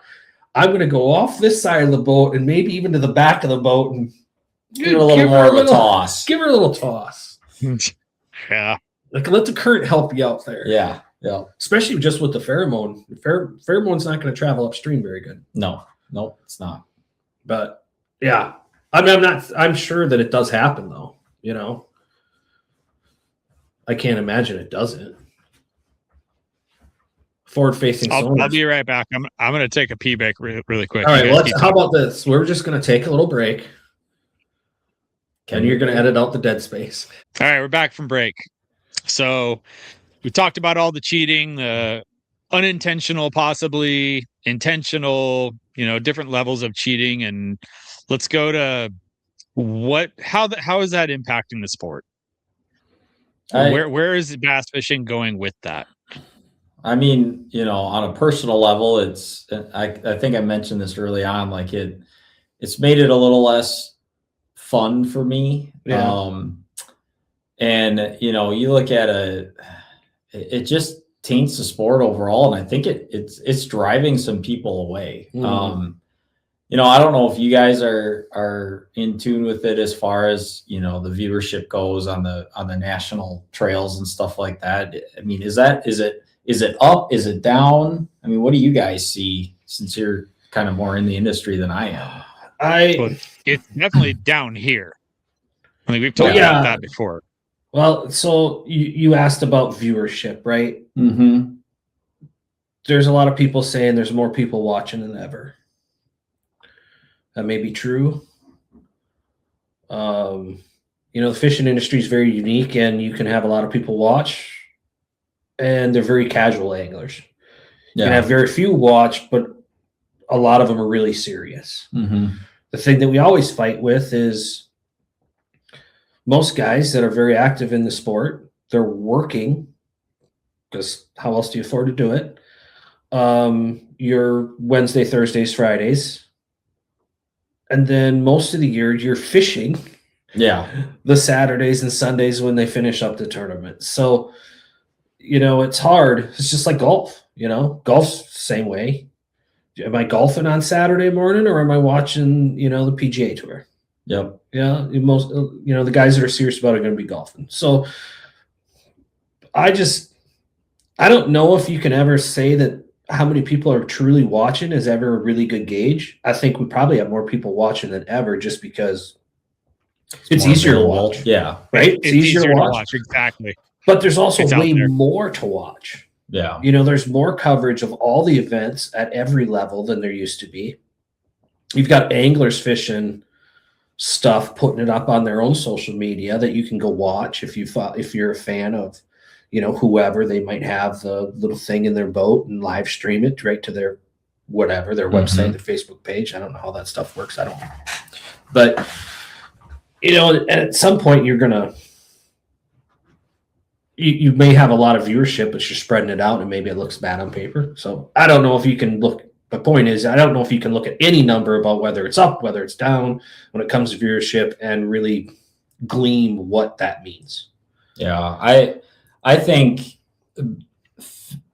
that I only really have an insight into the bass fishing tournaments, but I think bass fishing tournaments in general, I think the general community of anglers, it's kind of getting stale on. Well, yeah, I think I agree with that. I mean, do you feel that you talk to new guys or younger anglers that are as big into watching it and not just doing it, but they just eat, breathe, sleep it like it used to be? No, not even close. Do you think that's because of how much you get to consume? I mean, you and I have talked about this a bunch. You used to at Saturday mornings, Bob Cobb, Bassmaster, that was the only chance you got to watch this stuff. That was it. Now it's 24/7. You pull up Instagram, you pull up Facebook, it's there, and it's all day if you want it. And I can watch anything from before when I want to. I don't have to watch it live. I don't have to watch it just at this moment. Because that's like Adam, I grew up like Saturday morning, TNN. Oh yeah, the TNN days. And then the old then it moved to ESPN. Yep. Like that's all you had. Your Fish Fishburne show. You had your Orlando Wilson. You had your Shaw Grigsby's. Oh, I Hank forgot Parker, about Orlando Wilson. You look forward to those, and now there's no looking forward to anything. Unless you're talking Bass Live. That's a small window of I want to watch guys doing it while they're doing it. That's a little bit different, but it's 24/7 access to whatever you want to see. So no, it's not. I mean, that's everything now. Not the same. It's not bass. I mean, it's not exclusive to bass fishing. That's everything now. I think fishing in general is getting more popular, but the actual tournament scenes, I feel like is staying level and not increasing. I don't think that the attention from the cheating as a whole is necessarily affecting that much. I guess back to your question. Yeah. I don't. Okay. I mean, I think it makes the tournament angling or a tournament organization or a specific angler look poorly for a while, but I don't think it's. If people want to compete, they're going to compete. Yeah. Exactly. People compete because they like to compete. Right. I don't necessarily think it turns people off. Yeah. But it definitely puts a negative light on the sport. Yeah. I think what's even more off-putting for me is the drama that surrounds it on the back end between the anglers. That's what I don't like. Because I am like, even just the small circles that I fish. I mean, there are guys who get really into the dramatics and like to talk about, this person did that or this person did this stuff. And I'm intentionally like, I stay away from that. I mean, even like, tournament mornings, there's people I know and I'm friendly with. And, I travel with my buddy Jordan and, but like him and I, we don't get into that. And you isolate yourselves into these little groups because there's just so much of that going, negativity and gossip, and it almost seems like high school. And I just can't be around that. He's one of the few guys Adam knows. Stuff would go on. I have to vent. I'm aggravated, I'd call Adam. Mm-hmm. If I called you, I knew you didn't want to hear it. Yeah, no, I don't give a shit. You don't want to hear it. It's like you're calling for me whatever reason. For whatever reason, I'd answer anyway. Yeah, Logan's like, I don't want to hear you bitch about something. I don't care. Yeah, I just that's just my attitude. It doesn't. He doesn't allow for negativity to breed around him. No place for it. No, there's too much of that crap in the world. I try to avoid it at all costs, but don't ruin my fun of fishing, damn it. Well, and that's the thing. I mean, we've all fished locally, right, at a pretty higher local level, right? Had some success and stuff like that. And I can remember at any point when you'd get a team that'd get hot for a couple of years. There's always a group of people accusing them of cheating. Mm-hmm. Always. You know, and some people are like, well, I'm not showing up because those guys just keep cheating and winning. You're just not showing up because you keep losing. Yeah. So that's why I say that I don't know if the cheating is necessarily discouraging people. You know, if it starts being a habitual thing where in this certain, you know, organization, whether that's at a club level or what level it is, you know, then yeah, you're going to start seeing some discouragement. But I don't think we're at that point with it. I think the biggest reason why we see some tournament participation down and that competition isn't. I mean, you have kids, Adam. Do you feel like the competition's sort of bred into your kids when they're at soft or at baseball, like when we were kids? Yes. Because is that coming just from you as a parent? In general, no. Well, I think a lot of it has to do with I've got two boys.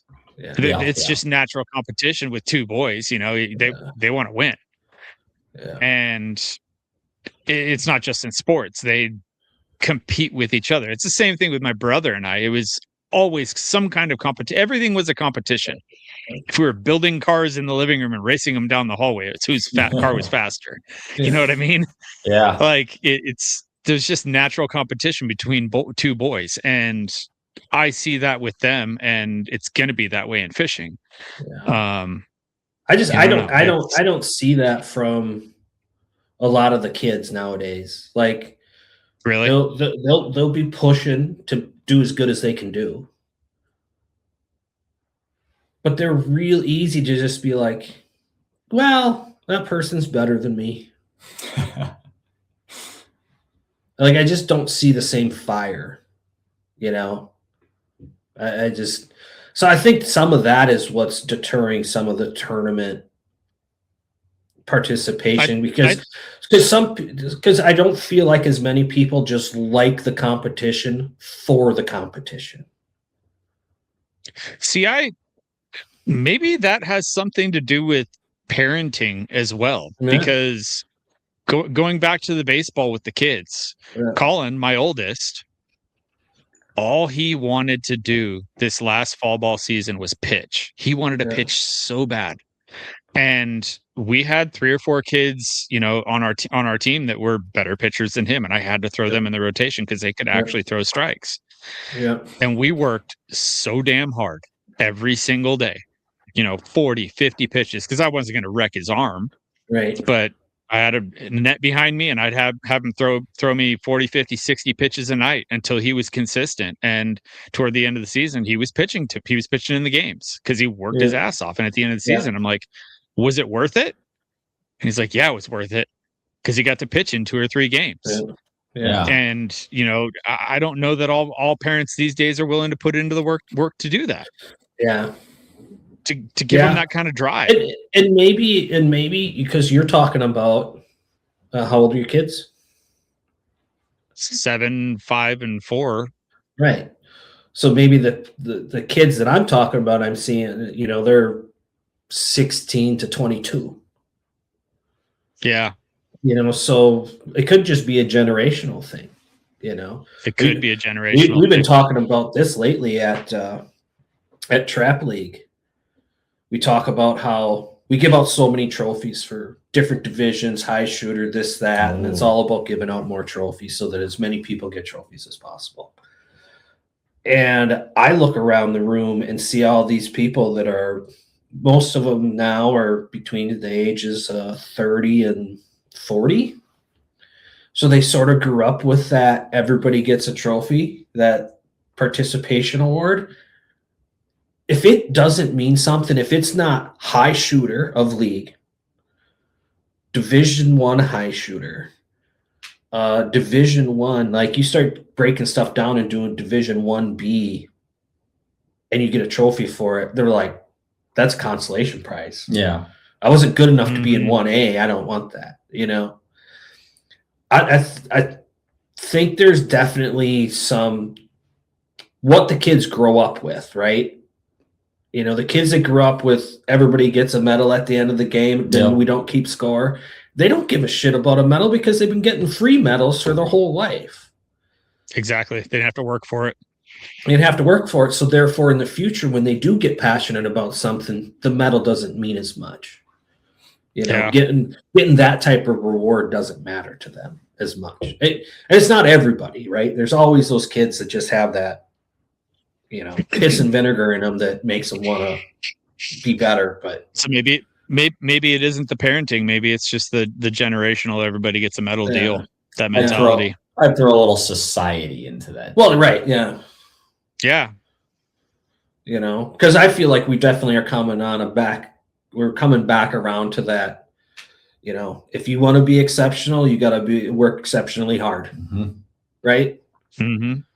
And I feel like we're coming back to that, which I feel like will breed.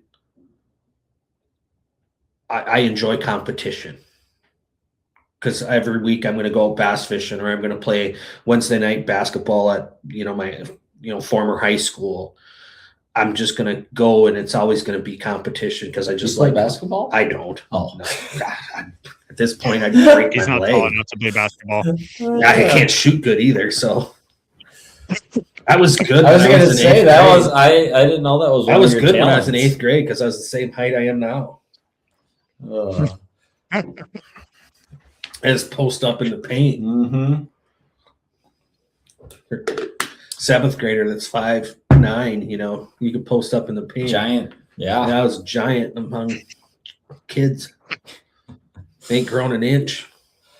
So I think, especially for if there's, younger folks listening to this, I think a big moral of the story, it's easy to become discouraged and negative when you're, at some of these events watching them. But I do want to say that, majority of the people that do participate are good people and, they're not, negative all the time. And, it's just like everything else, right? The bad gets hyped up and the good kind of gets covered. And, I would still encourage people, especially if they're a competitive person. Like I still encourage people to fish competitively, but just know that you got to be able to put those blinders on and just not get sucked into that bad. Cause there's so many people that do. And, it's almost like you got to be intentional about it. I mean, even when it comes to what YouTube videos you watch, don't watch the stuff that's just constantly negative about the sport. That doesn't reflect the majority of what's actually happening. And, I think that's why we've been continually using the word stupid tonight. Is it's just stupid how we let some of this consume the industry. And there are some stupid people that are doing bad things, but at the end of the day, a lot of people are really good people that you want to be around. We're even being stupid right now with what you're saying. I know. We all know more about.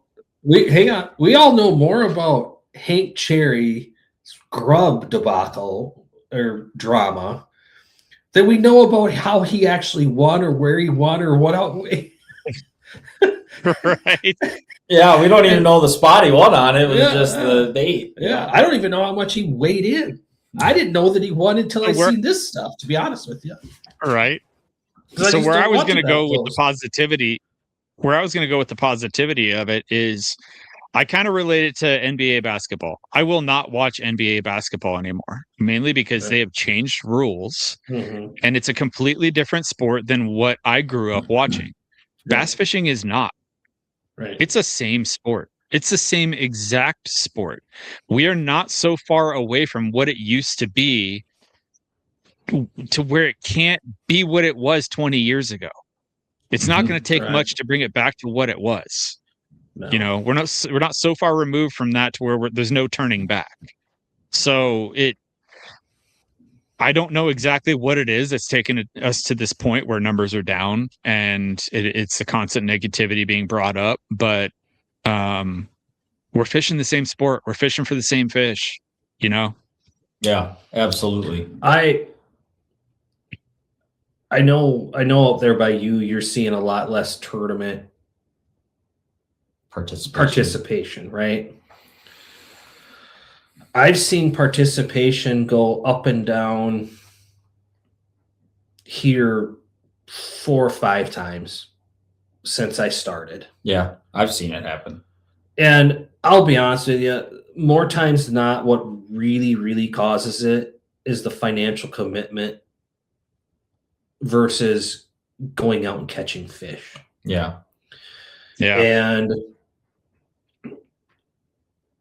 the years that the Winnebago system was putting out 6 fish for 12 pounds to win, nobody wanted to fish because it isn't fun. Yeah. Like 3/4 of the field had a limit, but no one liked it.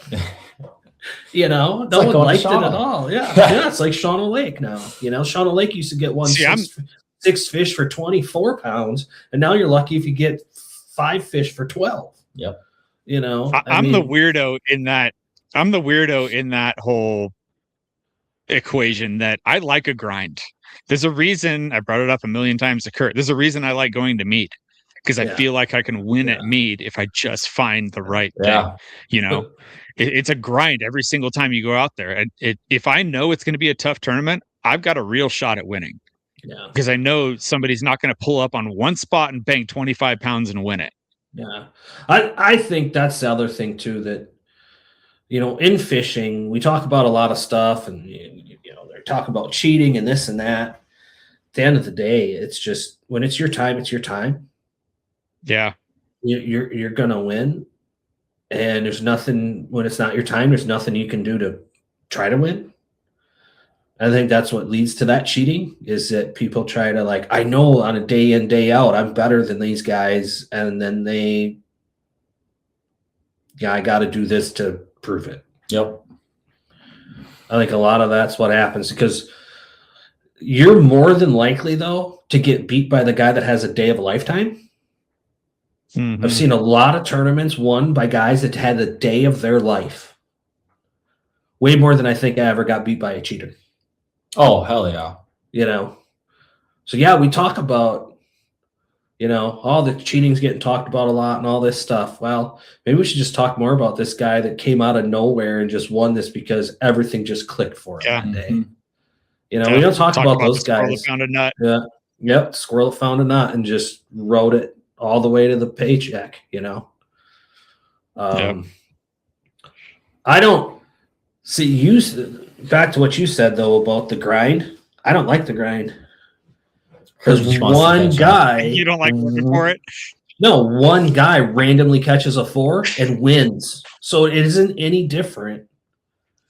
I want to go catch 1/2 to 2 pound average better fish, because that guy can't catch 1 fish to beat me. I can catch an average of 1/2 to 1 pound bigger fish than everybody else. I'm going to win. One guy catching a bigger than average fish isn't going to beat me. But a grind, one guy catching a true giant for that lake is going to beat everybody. So now he just took first and big bass, which most people would say big bass is luck. Yes and no. If you consistently do it, it's not luck. Yeah, exactly. But most of the time, the guys that win big bass aren't doing it consistently. It's the guy that has 2 fish caught a 6-pounder on channel and Bago. Yeah. I know you've seen that happen. Oh yeah, you bet. I try to make that happen. And it doesn't. But that's why I don't like a grind. I'd rather see just more of a quality. I don't like seeing 1.5 pound, 2 pound tournaments because every lake's got a 4-pounder swimming in it. Yeah. You know, and when you have 1.5 pound to 2 pound average, 1 4-pounder makes and breaks it. Yep. So that isn't any different than what you said. A guy pulls up on the right point on the right morning, sacks a big bag right out of the get-go. That ain't any different.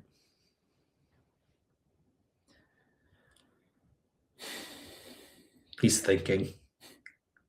I'm thinking.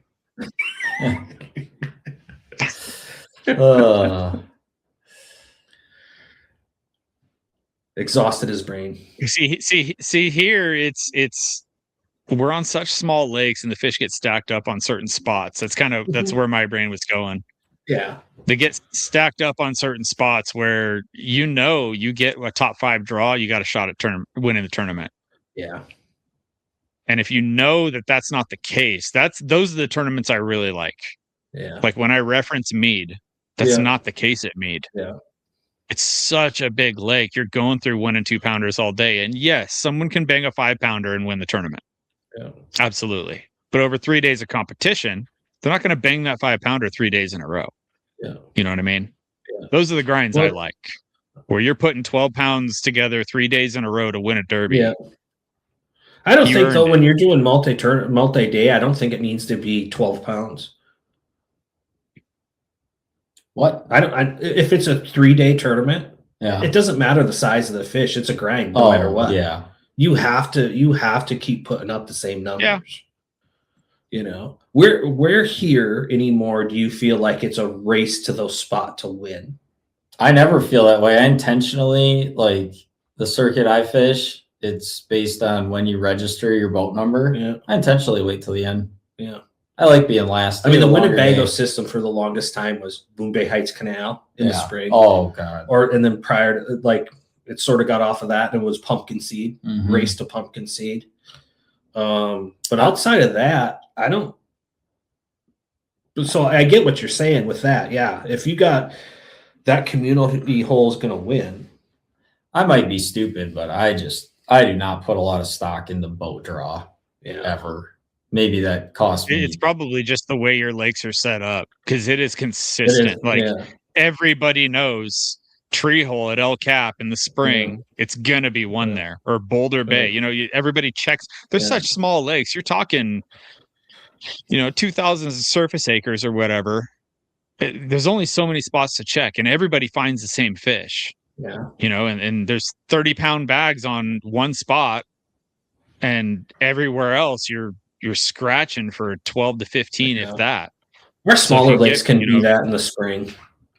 Yeah. You look at like all our northern lakes and stuff. You imagine being on Butternut in the spring? No. But there's only a couple spots there that's really going to put up the big weight. My theory is that I'd like to think I'm good enough to figure out how to catch them better than somebody who got there before me. Doesn't always work out. That's what I tell myself. That's the competitive spirit. Yep. Yeah. I want to figure out how to catch them better than somebody who just has a faster boat, because number one, I don't drive fast, and number two, I don't know. Well, that's the difference between solo events like club deals and everything, and random draws. And I don't like it if it's just a luck of the draw deal. Like them years club fishing on the Winnebago system, and we'd go out of Fremont.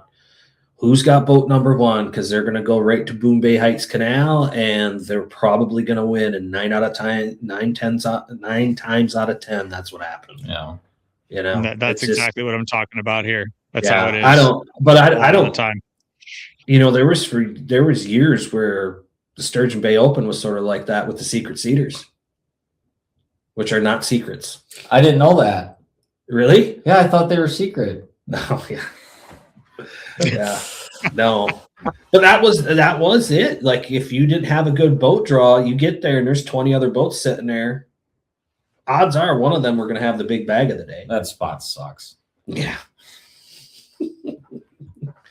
Community holes are community holes for a reason. You know, I actually used to like that spot before you had spot lock on your trolling motor, because then you had no choice, but you had to drift around. And now everybody just goes there and they spot lock and they make the same damn cast. I won't fish that spot. So I'm like, this is stupid. You're not the only one that says that. Yeah, stupid. Anyway, so we spent a lot of time talking about crappy in the fishing industry, but moral of the story is it's not that bad if you don't let it consume you mentally. It's not that bad. It's the same sport that it used to be. It's still a great sport. Yep. Yeah. Yep.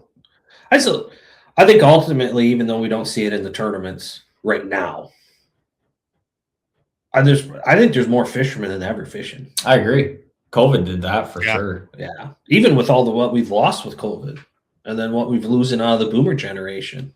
Nope, I agree. Still see way more people on the water than I did 10, 15 years They just ago. might not be in a fishing tournament, but their anglers in general has increased exponentially, I feel like. Which is it's good and bad. It can frustrate you, but at the end of the day, it's better to have people out in the outdoors than sitting behind a computer or something, video gaming. And no offense to anybody who likes video games. There's a lot of stuff going on around here with the kayak stuff. Oh, it's huge. And it's huge. And that even has become now like, how expensive one can you buy? How much electronics can you put on it? What trolling motor can you put on it? And it's like, I mean, if we really want to talk about what maybe is hurting the sport, let's talk about the expense of the sport to keep up with the Joneses. I think we could do a whole another episode on that too. Yeah. We've talked about that one. Yeah. We'll leave that for another where day. the sport's gotten. Yeah, for sure. I remember when I looked at and did not buy because it was too expensive, my first fiberglass bass boat in like 2001 or 2. It was a used boat. It was a memo boat from a friend of mine. And it was going to be like $33,000. And I'm like, I can't buy a boat for the price of a brand new pickup truck. Now the boat, before you put anything on it, is more expensive than a, half-ton pickup truck. And you didn't even put electronics in it. That both have on it. It actually had an LMS 350A. And then the only sonar version of that, I forget what it was called, on the bow, which was giant at that time. That was like a 9-inch screen.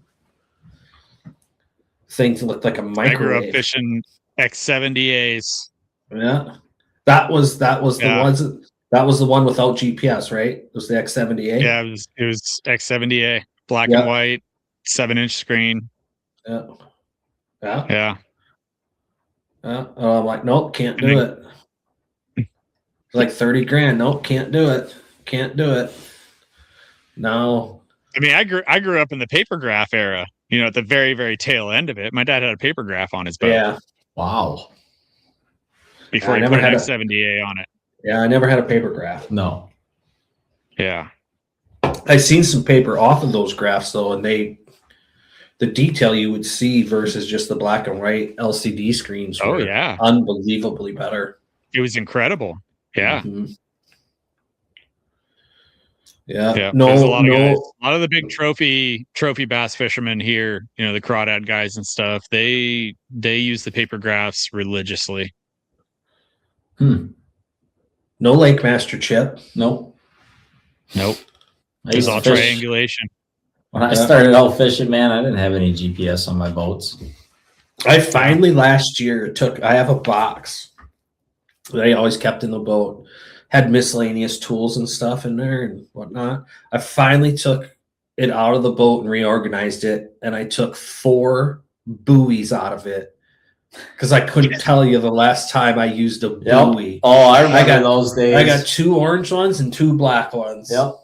I'm surprised I still don't have one in my boat. Yeah. Last year I just finally took it out, took the buoys out. Yeah, you get out after driving. I remember when I stopped to fish the spot, I'd carry that buoy up and undo the hunk of lead. Yeah, you undo the lead strap. Yep, and then you catch a fish, you kick it off. Yeah. So you had it right there. Yep. Yeah. Yeah, I always tried to throw it like 10 feet to my right if I could. That way I had to keep it there. It's not going to get my trolling motor, and I should be able to keep a fish out of it. Yeah. And I don't, because I don't. Some guys would set them where they want to fish. Yeah. And I'm like, Yeah. no, I don't want it where I'm fishing. You just want a reference point. Mm-hmm. And the only reason I took it out is because of spot lock. Oh, yeah. It wasn't because of GPS. Yeah. Because I still liked it for even, because I didn't have to look at my GPS screen. I could look at that buoy. Mm-hmm. Oh, you can see your buoy off your peripheral vision too. Right. I could stay there on that spot. I didn't have to constantly look at my graph's GPS. Yep. But with spot lock, where you can just hit that button and I'm not going anywhere, I don't need the buoy anymore. Yep. For sure. Yeah. I didn't throw them out, though. I kept them. No? Yeah, I still got a few at home. Yeah. You never know. They might start a circuit where there's no graphs allowed, and I might have to. Yeah. I'd fish that. I would. I'll be making some purchases if that's the case. Because mine are gone. What's gone? Your buoys? Yep. Yeah. Yeah. Were you the rectangle buoy guy or the round buoy guy? Rectangle. Yeah. I had both. Yeah, I don't know. I remember. I think it was a Bass University episode. Brandon Polinick, who I mean, he's 10 years younger than me. He was not far removed from that era. He was spray painting them black, so no one would see him as he was driving. The little white ones that were shaped almost like a bow tie. They were like that big. They were like 2 Snickers bars. Yeah. Spray painting them black. Because you didn't dare want anybody to see that orange buoy from across the lake. No, that was way more visible than the bent rod pattern. For sure. Absolutely. Trying to think what other old school stuff that I don't use in the boat anymore. Okay. Oh, the old culling board. I've got a board in the boat. The old plastic board, white board with the China markers. That's how I used to keep track of my culling. You never did that? Got it. No, I just put it in my phone if my scale stops working. I've got a scale. I've got. I'm saying years ago though. Years ago, that's how you keep track of it. You either had a notepad or you had that because you couldn't put it in your phone. Yeah, I wasn't going to put it in my flip phone. I just had a balance beam and the cull tags. Yeah. And my memory, I guess. I remember when they came out with ardent cull tags and you could put the weights on the ball. I remember when they came out with that. Yeah. Yep. I got rid of them because the fish would bang them and knock the numbers off, though. Really? Yeah, I had a problem with that. Interesting. Never had a problem with that. What do you mean they knock the numbers off? Like they move a notch. They'd actually knock the sides off? They'd come off. Oh, really? They'd knock them off. Yeah, I'm dealing with big fish, not like you. How does that big fish get to wiggle around that much in that live well is what I want to know. It sounds like to me you were running rough water with nothing in your live well and your cull balls in there. That's what that sounds like. Yeah, they'd come off, so I stopped using those. And then I actually the tags that I'm using now, I'm not using clips like a lot of the guys. I'm still putting holes in mouth, but I'm putting them at the very chin. That way I'm not ripping holes in them. But I've actually braided my own because a lot of them have a bulge at the end and they get caught in between because I got a champion. So you have that center divider with a little bit of a gap. I've had a couple get caught in that gap and fish die on me because they got caught and they can't go anywhere. Yeah. So I'm braiding my own so where there's nothing to tangle up so where they can swim freely. Those are illegal here. What? Say it again. The Pierce ones? Yeah. They're illegal in most tournaments here. Are they really? Mm-hmm. They're not allowed in the tournament. Yeah, they're not allowed. Illegal. I'm like, what? The state made a rule? No. Sorry. Yeah. To protect a bass? No way. That didn't happen. In tournaments here, it's no puncture. It's not against the rules here. They definitely suggest the clips, but no, it's not against the rules. I use those ones that go on their fins. The little like gator clips you go on the fin. The best cull tag where it was not a puncture that I ever used. It was a company, and when I worked for Gander Mountain, we stocked all their tournament stuff. So we had that little white board that I was telling you about that I used for culling and stuff. They had this little, and it looked just like the smallest little clip. It was just, there was no teeth on it. There was nothing. It had a super strong spring in it, and it was like this big. That's all the bigger it was, like 3/4 of an inch. And you could clip that on a smallmouth or a largemouth right in that, like, where you'll tear their upper jaw, that like thin skin area up there, like right here. You could clip it there. Never had a fish throw it. And it just had like a solid silicone 12-inch or 16-inch colored solid tube. It wasn't hollow. It was a solid molded silicone tube. You'd put that on them. They'd never throw it. It never bothered them. They could close their mouth. You just never could grab it, right? So many people, when they start buying these ones that, whether they puncture or don't puncture, they want to grab that and pull the fish out of the live well. No. And you're going to get real mad real quick doing that. Yeah. Just got an eagle claw 'em. Exactly. Yeah. Grab their back. Yeah. You get spined every once in a while, but it's fishing. Yeah. Well, it's been a while because since the last time I fished a tournament, that was definitely, I think Bassmasters changed their rule to the no puncture. A lot of organizations. The last time I fished a tournament. Wow. Yeah. It's been a while. Been a wee bit. That was pre-COVID. Yeah, it was definitely pre-COVID. Yeah, I don't that, and that was, so you're talking 98, 99 when I had those non-puncture tags.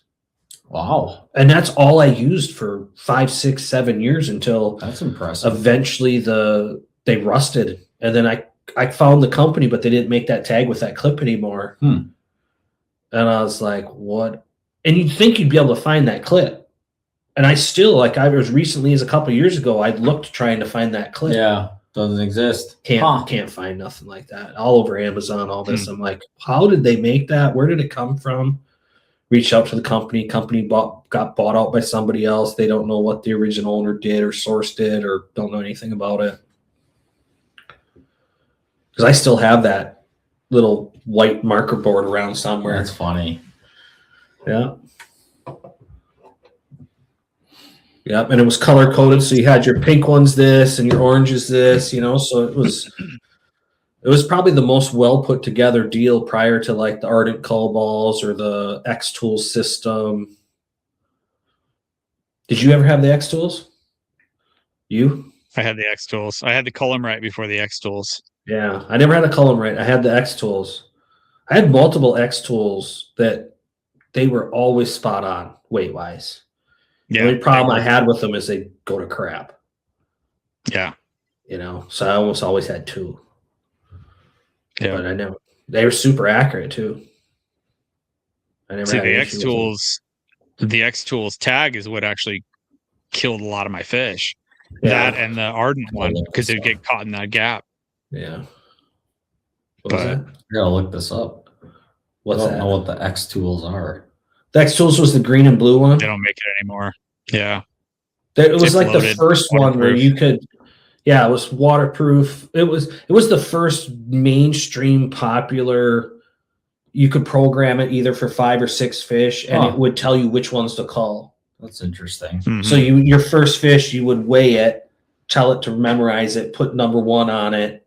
And then when you caught your 6th fish, it would tell you which fish to get rid of.